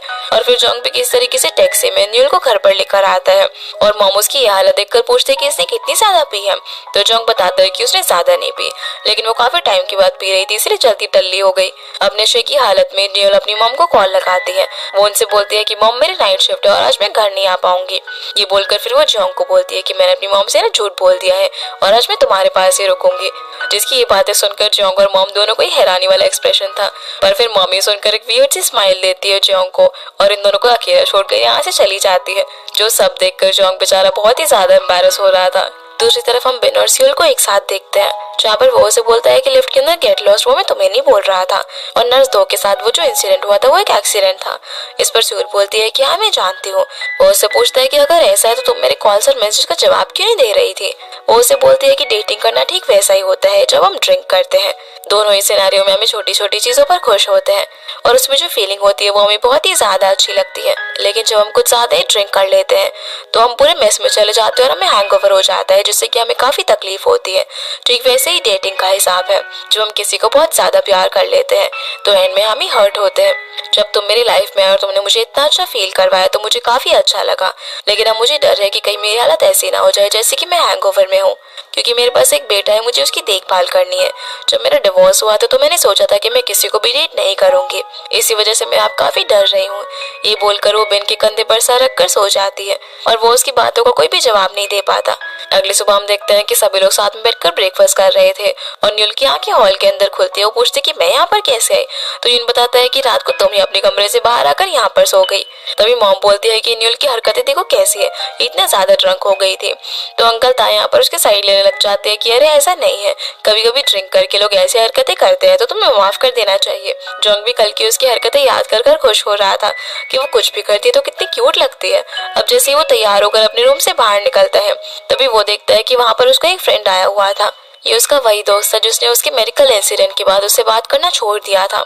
वो उसे बताता है कि कल रात न्यूल ने मुझे कॉल किया था, उसने मुझे बोला कि अगर तुमने जोंग से माफी नहीं मांगी तो मुझे जान से मार देगी। वैसे भी मैं तुम्हें कॉल करना चाहता था पर मैं इतना ज्यादा शर्मिंदा था कि नहीं कर पाया, क्योंकि मेरी लाइफ में भी कुछ चीजें हो रही थी, इसलिए मैं तुमसे माफी मांगना चाहता हूँ। और उसे वापस से दोस्त बनने के लिए बोलता है, जिसकी ये अपॉलॉजी जोंग एक्सेप्ट कर लेता है। फिर जब वो अपने दोस्त को बाय बोलता है उसी वक्त उसे हॉस्पिटल की PR टीम मैनेजर से कॉल आता है। वो उसे बोलती है कि कल हमारे इंटरव्यू के लिए बात हुई थी ना, लेकिन अब हम वो इंटरव्यू नहीं करेंगे क्योंकि कल मुझे न्यूल का कॉल आया जिसने मुझे बोला कि अगर तुम लोग ये सब इंटरव्यू वगैरह करोगे तो मैं और जोंग ये सर्जरी नहीं करेंगे, इसलिए अब हम लोग ये इंटरव्यू नहीं कर रहे हैं। जोंग अभ्यास से कल रात का सीन याद करता है जब न्यूल नशे की हालत में उसे बोल रही थी कि आज मैं बहुत ही ज्यादा अपसेट हूँ, मुझे तुम्हारे लिए काफी बुरा लग रहा है। मैंने तुम्हारी लाइफ में तुम्हें खुश से ज्यादा सैड देखा है और तुम्हारी लाइफ के अंदर इतना कुछ हो गया, तुम्हारे दोस्त भी अब तुम्हारे साथ नहीं है। उस वक्त ये लोग कहाँ थे जो कि अब तुम्हारे बारे में आर्टिकल्स लिख रहे हैं कि तुम्हें पेनल्टी का पैसा वापस मिला है। ये लोग तुम्हें अकेला क्यों नहीं छोड़ देते। तुम देखना कि मैं इन सभी लोगों को छोड़ूंगी नहीं, मैं इन सभी लोगों से तुमसे माफी मंगवा कर ही रहूंगी और मैंने इन लोगों को ऑलरेडी कॉल कर दिया है। ये इंसिडेंट याद करके जोंग समझ जाता है कि कल न्यूल इस सब के बारे में बात कर रही थी। तभी न्यूल भी सीढ़ियों से उतर के आती है हॉस्पिटल जाने के लिए, जिसे देखकर जोंग स्माइल करने लगता है। तो न्यूल उससे पूछती है कि कल रात मैंने कुछ ज्यादा ही कर दिया था, पर वो मना करते हैं और फिर दोनों यहाँ से साथ में हॉस्पिटल जाते हैं। हॉस्पिटल में जोंग और उसकी टीम टीम उस बच्चे से मिलते हैं जिसकी सर्जरी होने वाली थी और सीनियर डॉक्टर यहाँ पर जॉन्ग को सर्जरी में लीड करने के लिए बोलते हैं क्योंकि उसने पहले भी काफी सारी सर्जरी की हुई थी। जहाँ सीनियर के इंसिस्ट करने पर वो मान जाता है। अब सर्जरी का दिन भी आ जाता है जहाँ पर सर्जरी करते वक्त एक डॉक्टर से कुछ गलती हो जाती है, पर जॉन्ग उस गलती को बहुत ही अच्छे से संभालता है, जिसके अंदर सीनियर डॉक्टर भी उसकी मदद करते हैं। जहाँ हम देख पाते हैं कि जॉन्ग ने अब अपने फियर को ओवरकम कर लिया था और वो काफी अच्छे से सर्जरी परफॉर्म कर रहा था, जिससे कि उस बच्चे की सर्जरी सक्सेसफुल हो जाती है। सर्जरी के बाद जॉन्ग और न्यूल दोनों ही उस बच्चे से मिलते हैं और बताते हैं कि अब उसकी दूसरी सर्जरी अगले 6 महीने बाद होगी। यहाँ पर वो उस बच्चे को एज ए गिफ्ट एक हेयर बैंड भी देते हैं और उसे गुड बाय विश करते हैं। इस सबसे दोनों ही काफी खुश थे, तो न्यूल जॉन्ग को अपने साथ कहीं डिनर वगैरह पे चलने के लिए बोलती है, पर वो कहता है कि उसे कुछ काम है। इसके बाद हम देखते हैं कि शाम को वो सीधा अपने दोस्तों से मिलने के लिए जाता है, जहाँ पर उसका एक दोस्त उसे देखते ही सीधा गले लगा लेता है कि उसने उसकी माफी एक्सेप्ट कर ली और दूसरा दोस्त भी उसे उसकी शॉप पर देखकर एकदम से इमोशनल हो जाता है। वो उससे माफी मांगता है पास्ट में उसने जो कुछ भी किया इसके लिए। फिर ये लोग साथ में ड्रिंक करने के लिए जाते हैं, जहाँ पर उसका दूसरा दोस्त बताता है कि जब उस वक्त उसने उसके साथ ये सब किया था, उस वक्त उसकी लाइफ में भी काफी कुछ चल रहा था। उसकी मॉम की कैंसर की सर्जरी होने वाली थी और उसकी गर्लफ्रेंड प्रेग्नेंट थी, लेकिन अब सब कुछ ठीक है। फिर एक फ्रेंड उससे पूछता है कि तुम्हारे और न्यूल के बीच में क्या चल रहा है। उसके जवाब देने से पहले दूसरा फ्रेंड बोल पड़ता है कि जॉन्ग उस जैसी लड़की को भला कैसे डेट कर सकता है, पर तभी न्यूल इन लोगों के सामने आकर बैठ जाती है। वो बोलते हैं कि तुम यहाँ पर क्या कर रही हो, तो जॉन्ग बताता है कि इसे मैंने बुलाया है और हम दोनों डेट कर रहे हैं। ये सुनकर वो दोनों ही फ्रेंड्स हैरान हो जाते हैं। वो बोलते हैं कि स्कूल टाइम में तो तुम एक दूसरे के दुश्मन हुआ करते थे, पर अब इन दोनों को इस तरीके से लवी डवी होता हुआ देखकर दोनों ही हैरान थे।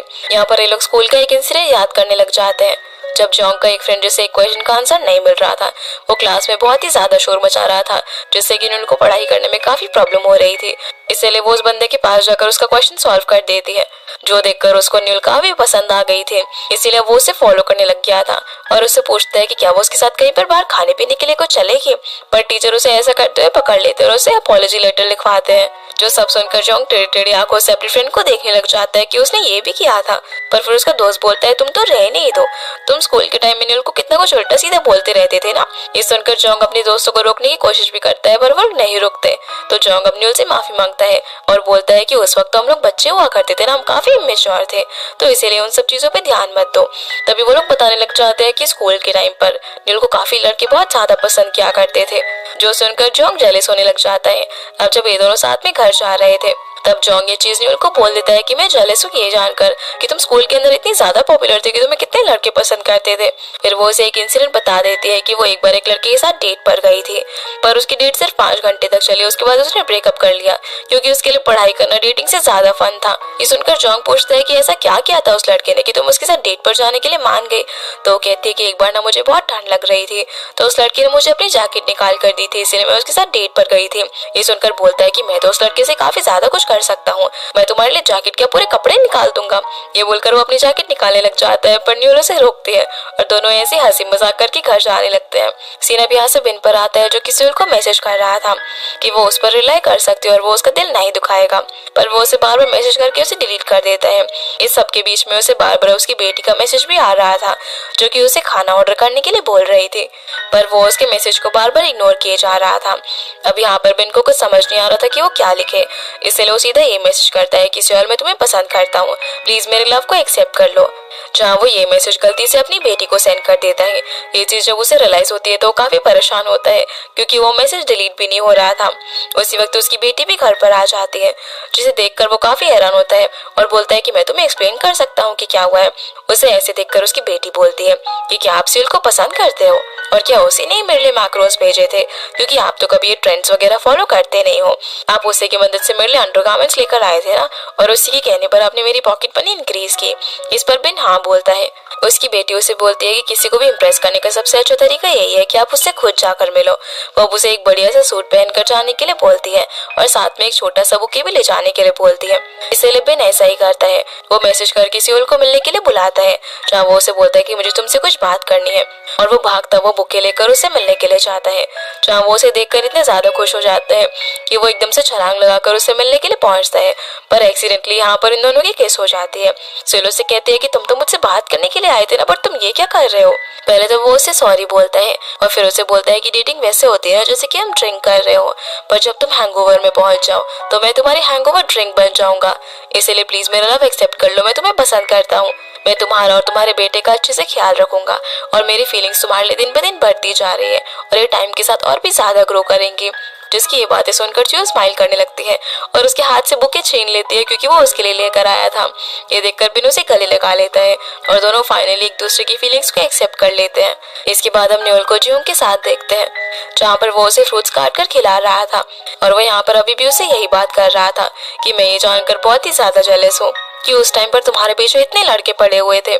इस पर जोंग कहते कि तुम्हारे भी तो यूट्यूब चैनल पर काफी सारे फॉलोअर्स थे, पर वो बोलता है कि नहीं नहीं वो बात तो अलग है ना, वो लोग मुझे इसीलिए फॉलो करते थे क्योंकि मैं अच्छी एडवाइस देता था और मैं एक प्लास्टिक सर्जन हूँ, लेकिन तुम्हारे पीछे तो लड़के हाथ धो के पड़े हुए थे। तभी न्यूल से बोलती है कि अब तो तुम यहाँ से मूव कर जाओगे ना क्योंकि ये जगह तुम्हारे रहने के लिए उतनी अच्छी नहीं है और अब तो तुम्हारे पास पैसा भी है।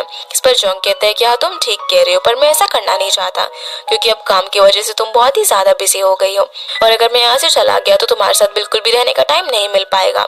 इसके अलावा अंकल ताइयोन और तुम्हारी मॉम के साथ मुझे काफी अच्छा लगता है, एकदम अपनी फैमिली की तरह लगता है, इसलिए मैं यहीं पर रहना चाहता हूँ।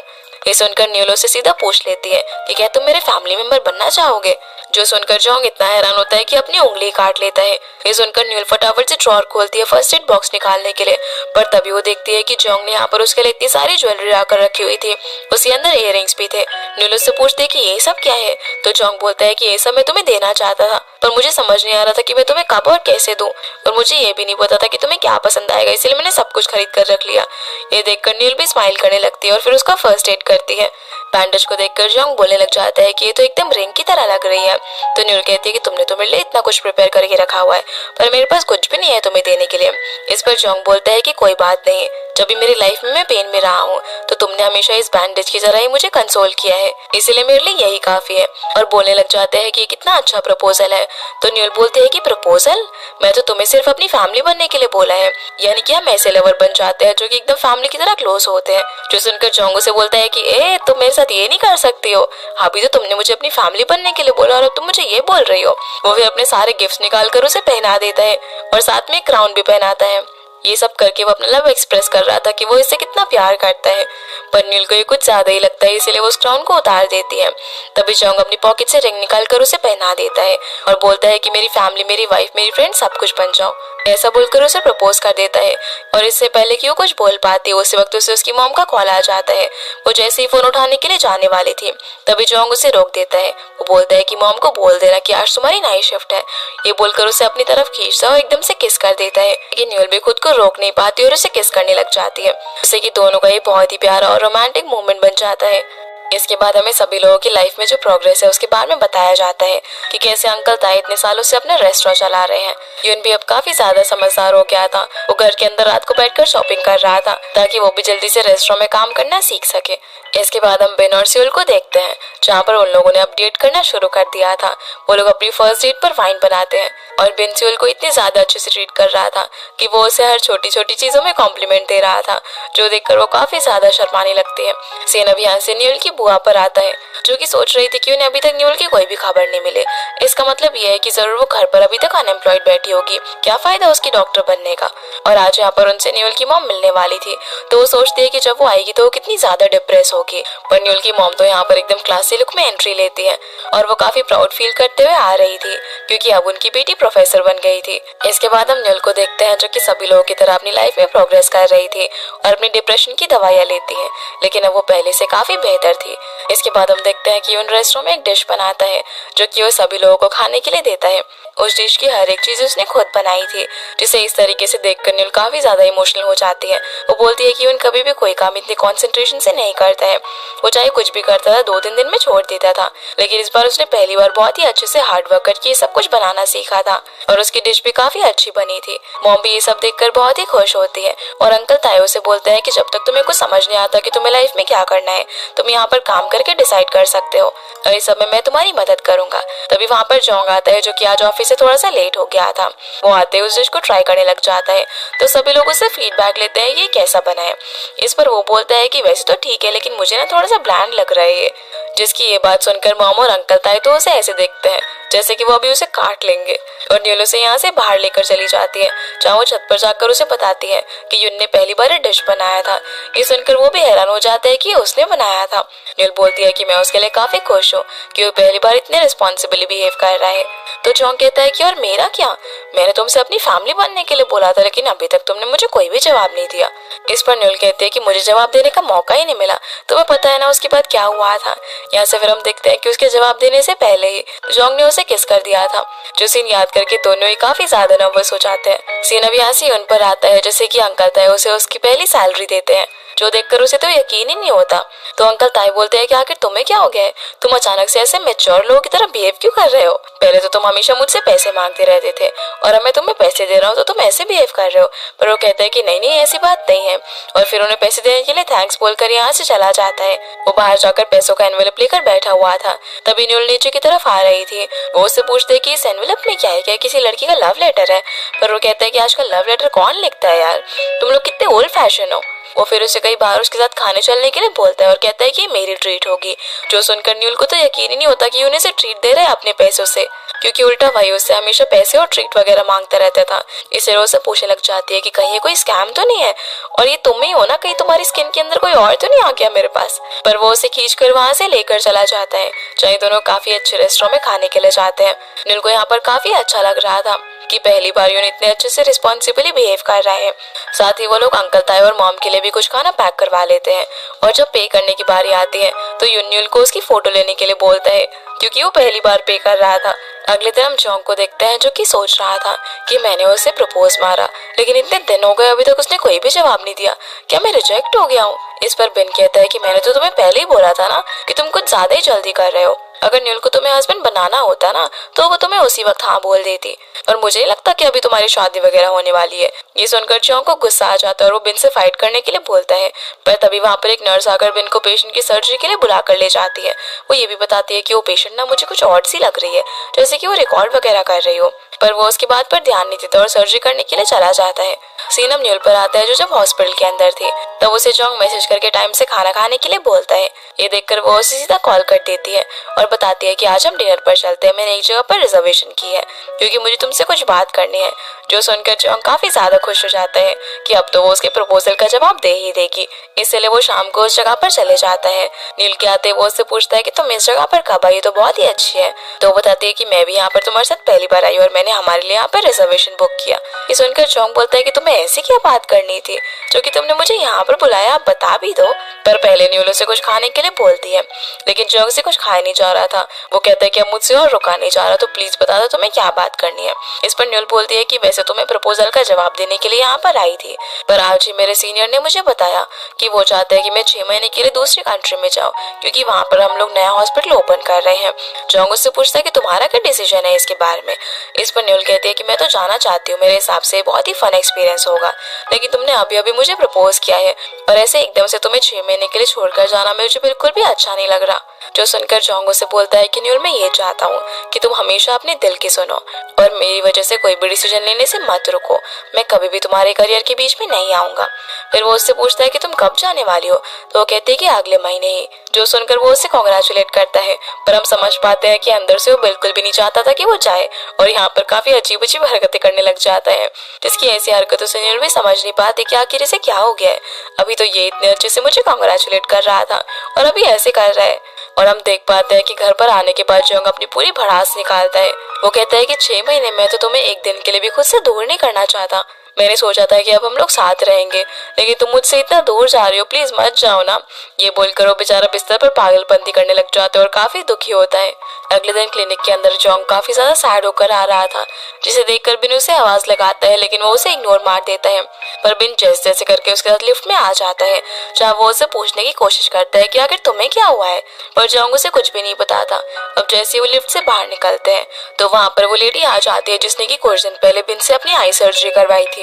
वो उसे बोलती है कि देखो तुमने ठीक से मेरी सर्जरी नहीं की, मेरी दोनों आंखों का साइज अलग अलग हो गया है, इसी वजह से मैं जब एक ऑडिशन देने के लिए गई तो उसमें मैं फेल हो गई, इसीलिए मुझे तुमसे पैसा वापस चाहिए। पर बिन उसे समझाता है कि उसका फेस स्ट्रक्चर थोड़ा सा अनइवन है, जिस वजह से उसकी आंखें भी थोड़ी अनइवन लग सकती है, जो चीज उसने पहले ही उसे बता दी थी। और अभी भी उसके फेस पर स्वेलिंग है, तो उसे कुछ दिन और वेट करना चाहिए, उसकी आंखें नॉर्मल हो जाएगी।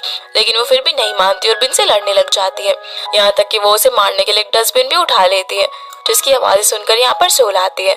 वो किसी सुपर वुमन की तरह उस डस्टबिन को लात मारकर उसे नीचे गिरा देती है और फिर बिन को आंख मारती है, जिसके बाद हम बिन को उसके कैबिन में देखते हैं, जहाँ पर वो बेचारा काफी सैड था। वो सोचता है कि मैंने सुहेल को प्रोटेक्ट करने का प्रॉमिस किया था, लेकिन यहाँ तो वो मुझे ही प्रोटेक्ट कर रही है। तभी उसके ऑफिस में नर्स 2 आती है जो बताती है कि ये बात सब जगह फैल गई है, लेकिन आपको परेशान होने की जरूरत नहीं है, क्योंकि वो एक फ्रॉड कस्टमर थी जो कि सर्जरी करवाने के बाद उससे पैसे लेना चाहती थी, और जो भी कस्टमर उसे अजीब लगता है उसे उनकी सर्जरी वगैरह नहीं करनी चाहिए। ये बोलकर टेबल पर रिजाइन लेटर रख देती है। जो देखकर बिन हैरान हो जाता है और बोलता है कि अब तुम्हें क्या हो गया है, तुम क्यों रिजाइन कर रही हो? कि तुम इस बात से अपसेट हो कि मेरी गर्लफ्रेंड और तुम्हारे अंदर मेरे लिए फीलिंग है? पर वो कहती है क्या बकवास कर रहे हो, मेरे अंदर आपके लिए कोई भी फीलिंग नहीं है। उस वक्त रेस्टोरेंट के अंदर मैंने वो सारी बातें इसलिए बोली थी क्योंकि आपकी और सिवल के बीच में मामला काफी ठंडा पड़ा हुआ था, और ताकि आप दोनों जल्दी से अपना लव कन्फेशन एक दूसरे से कर दो, इसीलिए मैंने वो सारी चीजें बोली थी। और मैं रिजाइन इसलिए दे रही हूँ क्योंकि मेरा ड्रीम है दुनिया घूमना, इसलिए मैं अपने ड्रीम को पूरा करने जा रही हूँ। ये बोलकर वो उसे गुड बाय कहकर चली जाती है।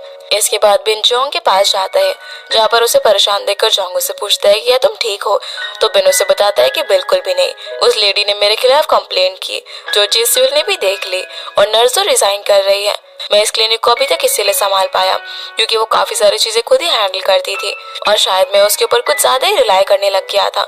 ये सुनकर जोंग उसको नर्स 2 को रोकने के लिए बोलता है, पर बिन उससे बताता है कि वो अपना ड्रीम पूरा करने के लिए जा रही है, उसे दुनिया घूमनी है। अगर किसी का ड्रीम होता है तो ये बहुत ही अच्छी बात है, क्योंकि जब वो उसके बारे में बात कर रही थी तो उसकी आंखों में अलग ही चमक थी। और अगर मैं यहाँ पर उसे रोकूंगा तो मैं काफी सेल्फिश कहलाऊंगा, क्योंकि मैं एक तरीके से उसको उसके ड्रीम पूरा करने से रोक रहा हूँ, और मैं उसे सच में खुश देखना चाहता हूँ, तो मैं उसे जाने दूंगा।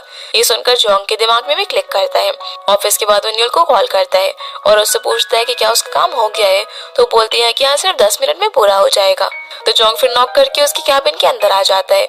वो बोलता है कि तुम अपना काम करो, 10 मिनट तक मैं यहाँ पर वेट कर लेता हूँ, पर वो कहते हैं कि नहीं नहीं मैं कल आकर कर लूंगी। और फिर दोनों साथ में यहाँ से एक जगह पर डिनर करने के लिए जाते हैं, जहाँ पर वो उससे पूछता है कि तुमने अब्रॉड जाने का क्या डिसीजन लिया। इस पर वो कहती है कि अभी तक मैंने अपने सर को कोई भी रिस्पॉन्स नहीं दिया है, क्योंकि कल तुम्हारी हरकतों से मैं समझ गई थी कि तुम नहीं चाहते कि मैं जाऊं, और मैं भी तुम्हें यहाँ पर छोड़कर नहीं जाना चाहती। पर जोंग उसे बोलता है कि कल वो न्यूज मैंने अचानक से सुनी थी, जिस वजह से मेरा बिहेवियर थोड़ा सा ऐसा था, लेकिन आज मैं चाहता हूँ कि तुम वहाँ पर जाओ, क्योंकि कुछ चीजें हम अभी कर सकते हैं और उन्हें बाद में करने का मौका नहीं मिलेगा। 6 महीने बहुत ही जल्दी बीत जाएंगे, तुम्हें पता भी नहीं चलेगा। जब मेरे पास टाइम होगा तो मैं तुमसे यूएस में मिलने के लिए आऊंगा। जो सुनकर न्यूल काफी ज्यादा खुश हो जाती है। उसी वक्त उसे उसके सीनियर का कॉल आता है, तो वो उन्हें बता देती है कि वो इस अपॉर्चुनिटी के लिए तैयार है। दोनों फिर खुश होते हैं और डिनर करने के बाद घर के लिए निकल जाते हैं। घर आते वक्त न्यूल जोंग से बोलती है कि मैं तो अभी से इमेजिन कर रही हूँ तुम्हें इन रास्तों पर अकेले चलते हुए। जो सुनकर जोंग की आंखों में आंसू आ जाते हैं और न्यूल भी कंट्रोल नहीं कर पाती। फिर दोनों एक दूसरे को गले लगाकर रोने लग जाते हैं कि वो एक दूसरे को बहुत ही ज्यादा मिस करेंगे। अगले दिन जब न्यूल हॉस्पिटल में जाती है तब उसके सीनियर उसे बताते हैं कि अब उसे यूएस जाने की कोई भी जरूरत नहीं है, क्योंकि उससे पहले वो लोग किसी और प्रोफेसर को भेज रहे थे, लेकिन उस प्रोफेसर ने जाने से मना कर दिया, इसलिए ये अपॉर्चुनिटी उसे दी गई। लेकिन अब उस प्रोफेसर ने वापस से जाने का मन बना लिया है, इसीलिए अब उसे ही भेजा जा रहा है। उसके सीनियर यहाँ पर उसे सॉरी भी बोलते हैं और कहते हैं कि अगली बार कोई अपॉर्चुनिटी आएगी तो वो उसे ही भेजेंगे। इसके बाद हम देखते हैं कि न्यूल हॉस्पिटल से जल्दी निकल जाती है और जोंग से मिलने के लिए जाती है, क्योंकि उसने डिसाइड किया था कि जितने भी दिन न्यूल यहाँ पर है तब तक वो उसके साथ अच्छी अच्छी डेट्स पर जाएगा, ताकि वो इन मोमेंट्स को मेमोरेबल बना सके। वो उसे स्ट्रीट साइड पर तो वो के खिलाने के लिए लेकर जाता है, जहाँ पर न्यूल उसे बताना चाहती थी कि अब वो उस ट्रिप पर नहीं जा रही है, पर जोंग उसे बिल्कुल भी बोलने का मौका ही नहीं देता है। वो कहता है कि तुम ऐसा मत सोचो कि मैं सैड हूँ, मैं चाहता हूँ कि तुम अपनी लाइफ में बहुत ही ज्यादा आगे जाओ। इसके बाद वो उसे गेम खिलाने के लिए भी लेकर जाता है, जहाँ वो बोलता है कि जब मैं पहली बार तुम्हें यहाँ पर लेकर आया था तब तुम बहुत ही ज्यादा खुश थी, और वो पहली बार था जब मुझे तुम क्यूट लगी थी। न्यूल यहाँ पर भी उसे बताना चाहती थी कि उसकी जो ट्रिप थी वो कैंसिल हो गई है, लेकिन जोंग फिर से उसे इंटरप्ट कर देता है। इसके बाद वो उसे घर पर लेकर जाता है, जहाँ पर सभी घर वाले उसे एक गुड बाय पार्टी दे रहे थे। वो लोग उसके लिए ग्लूमी सा सॉन्ग गाते हैं, जिससे कि सभी लोग काफी इमोशनल हो जाते हैं। अंकल ताया यहाँ पर न्यूल को कुछ पैसे देते हैं जिससे कि वो यूएस के अंदर घूम सके। मॉम उसे एक पिलो देती है ताकि वो वहाँ पर अच्छे से सो सके, और यूनो उसके लिए गुड बाय केक लेकर आया था। पर तभी जोंग न्यूल के फोन में देखता है जहाँ उसके सीनियर को उसे मैसेज आया हुआ था कि उसे ये अपॉर्चुनिटी नहीं मिली। अब न्यूल भी यहाँ पर इन लोगों को सच बताने वाली थी, पर जोंग न्यूल को कस के गले लगा लेता है और रो रो कर बोलने लग जाता है कि प्लीज मत जाओ ना, मैं तुमसे बहुत ज्यादा प्यार करता हूँ, मैं तुम्हें खुद से दूर नहीं जाने दूंगा।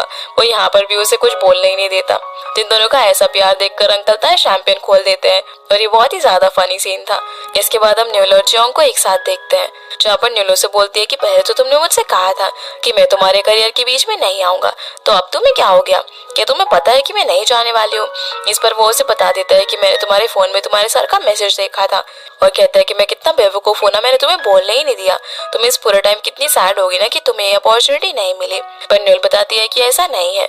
यहाँ से फिर हमें दिखाया जाता है कि जब उसके प्रोफेसर ने उसे मना कर दिया था, तो न्यूल ने कहा जब उस प्रोफेसर ने वहां पर जाने से मना कर दिया तो वहीं पर इस चीज का एंड हो जाना चाहिए था ना। आप लोगों ने ये अपॉर्चुनिटी मुझे दी और मैंने इस चीज पर सोचने के बाद डिसाइड किया कि अब मैं जाऊंगी, लेकिन फिर से आपने उसके हाँ बोलने पर डिसीजन चेंज कर दिया।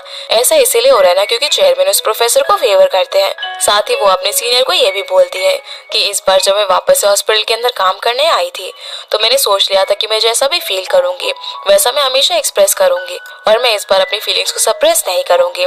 मुझे पता है कि सबसे कुछ भी नहीं होने वाला, लेकिन ये सब मैं अपने लिए कर रही हूँ।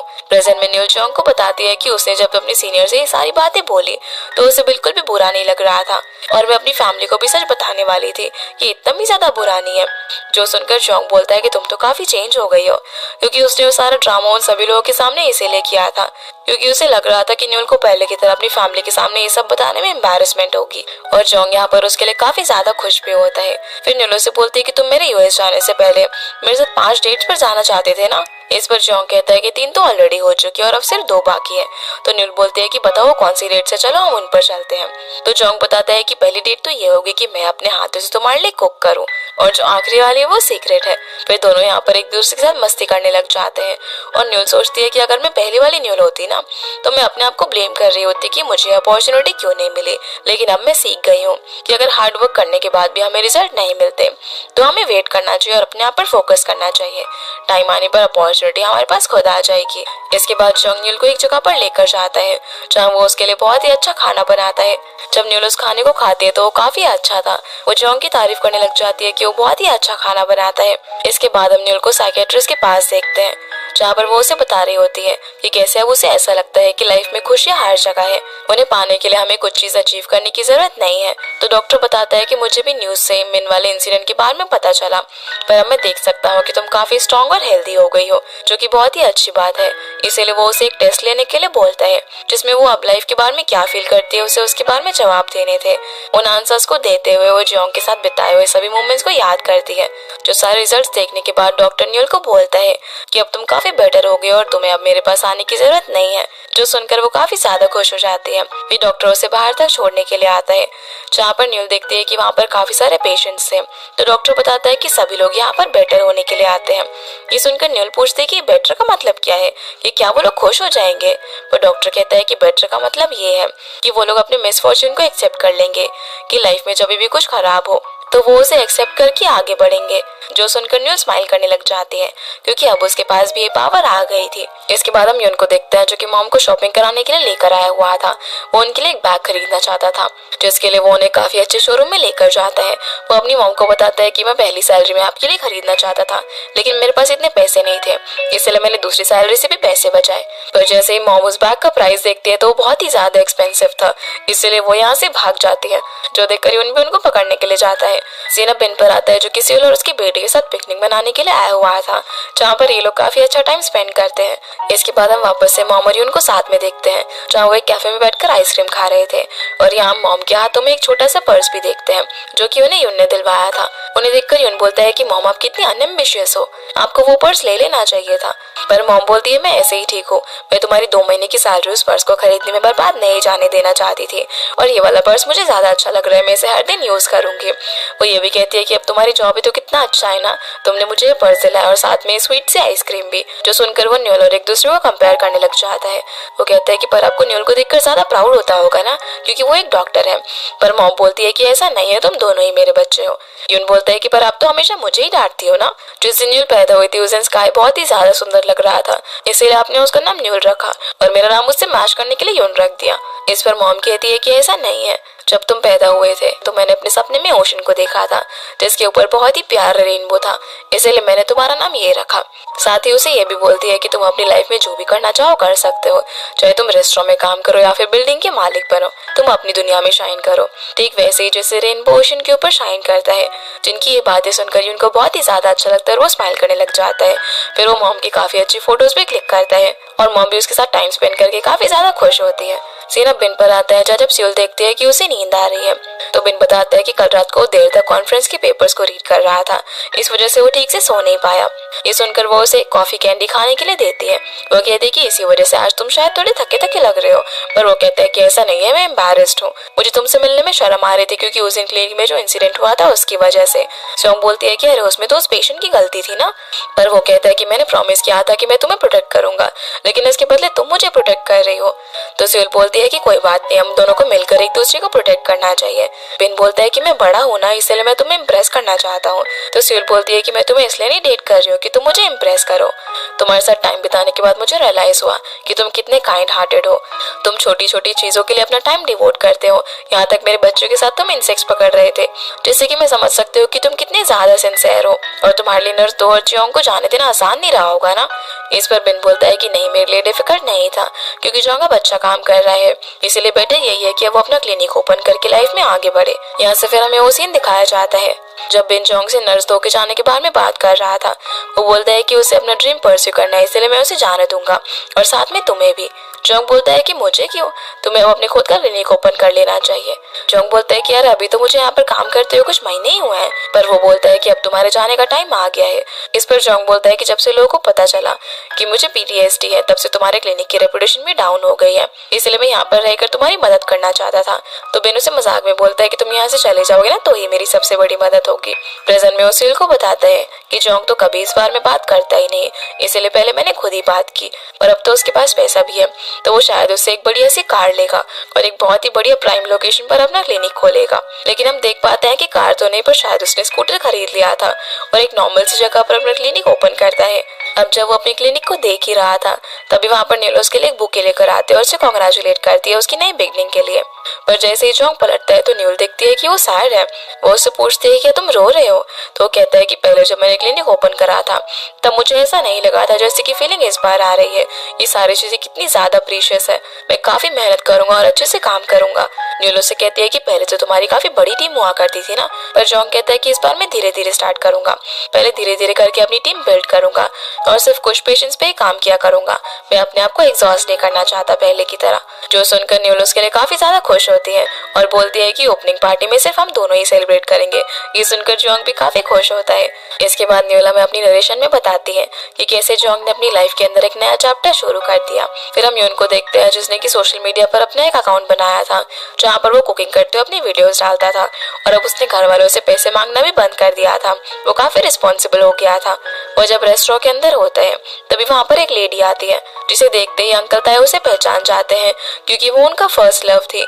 बातें करते हुए यहाँ पर ये दोनों अपने पुराने टाइम को याद करने लग जाते हैं जहाँ में पता चलता है कि दोनों ने ही अभी तक शादी नहीं की थी और ना ही वो किसी को डेट कर रहे थे, यानी कि अब अंकल ताए को भी उनका फर्स्ट लव मिल गया था। न्यूल फिर हमें यहाँ पर मॉम के बारे में बताती है कि उसकी मॉम अपने बच्चों की वजह से सबसे ज्यादा हंसी और सबसे ज्यादा रोई भी है। उन्होंने अब कैबेज उगाना बंद कर दिया था और कैसे उन्होंने बहुत ही अच्छे से अपने बच्चों को बड़ा किया है। इसके बाद सीन अब बिन पर आता है जो कि फिर से अपने यूट्यूब चैनल पर वीडियो बना रहा था। ये देखकर उसकी बेटी वहाँ पर आती है तो बिन उससे पूछता है कि क्या तुम एम्बैरेस्ड हो।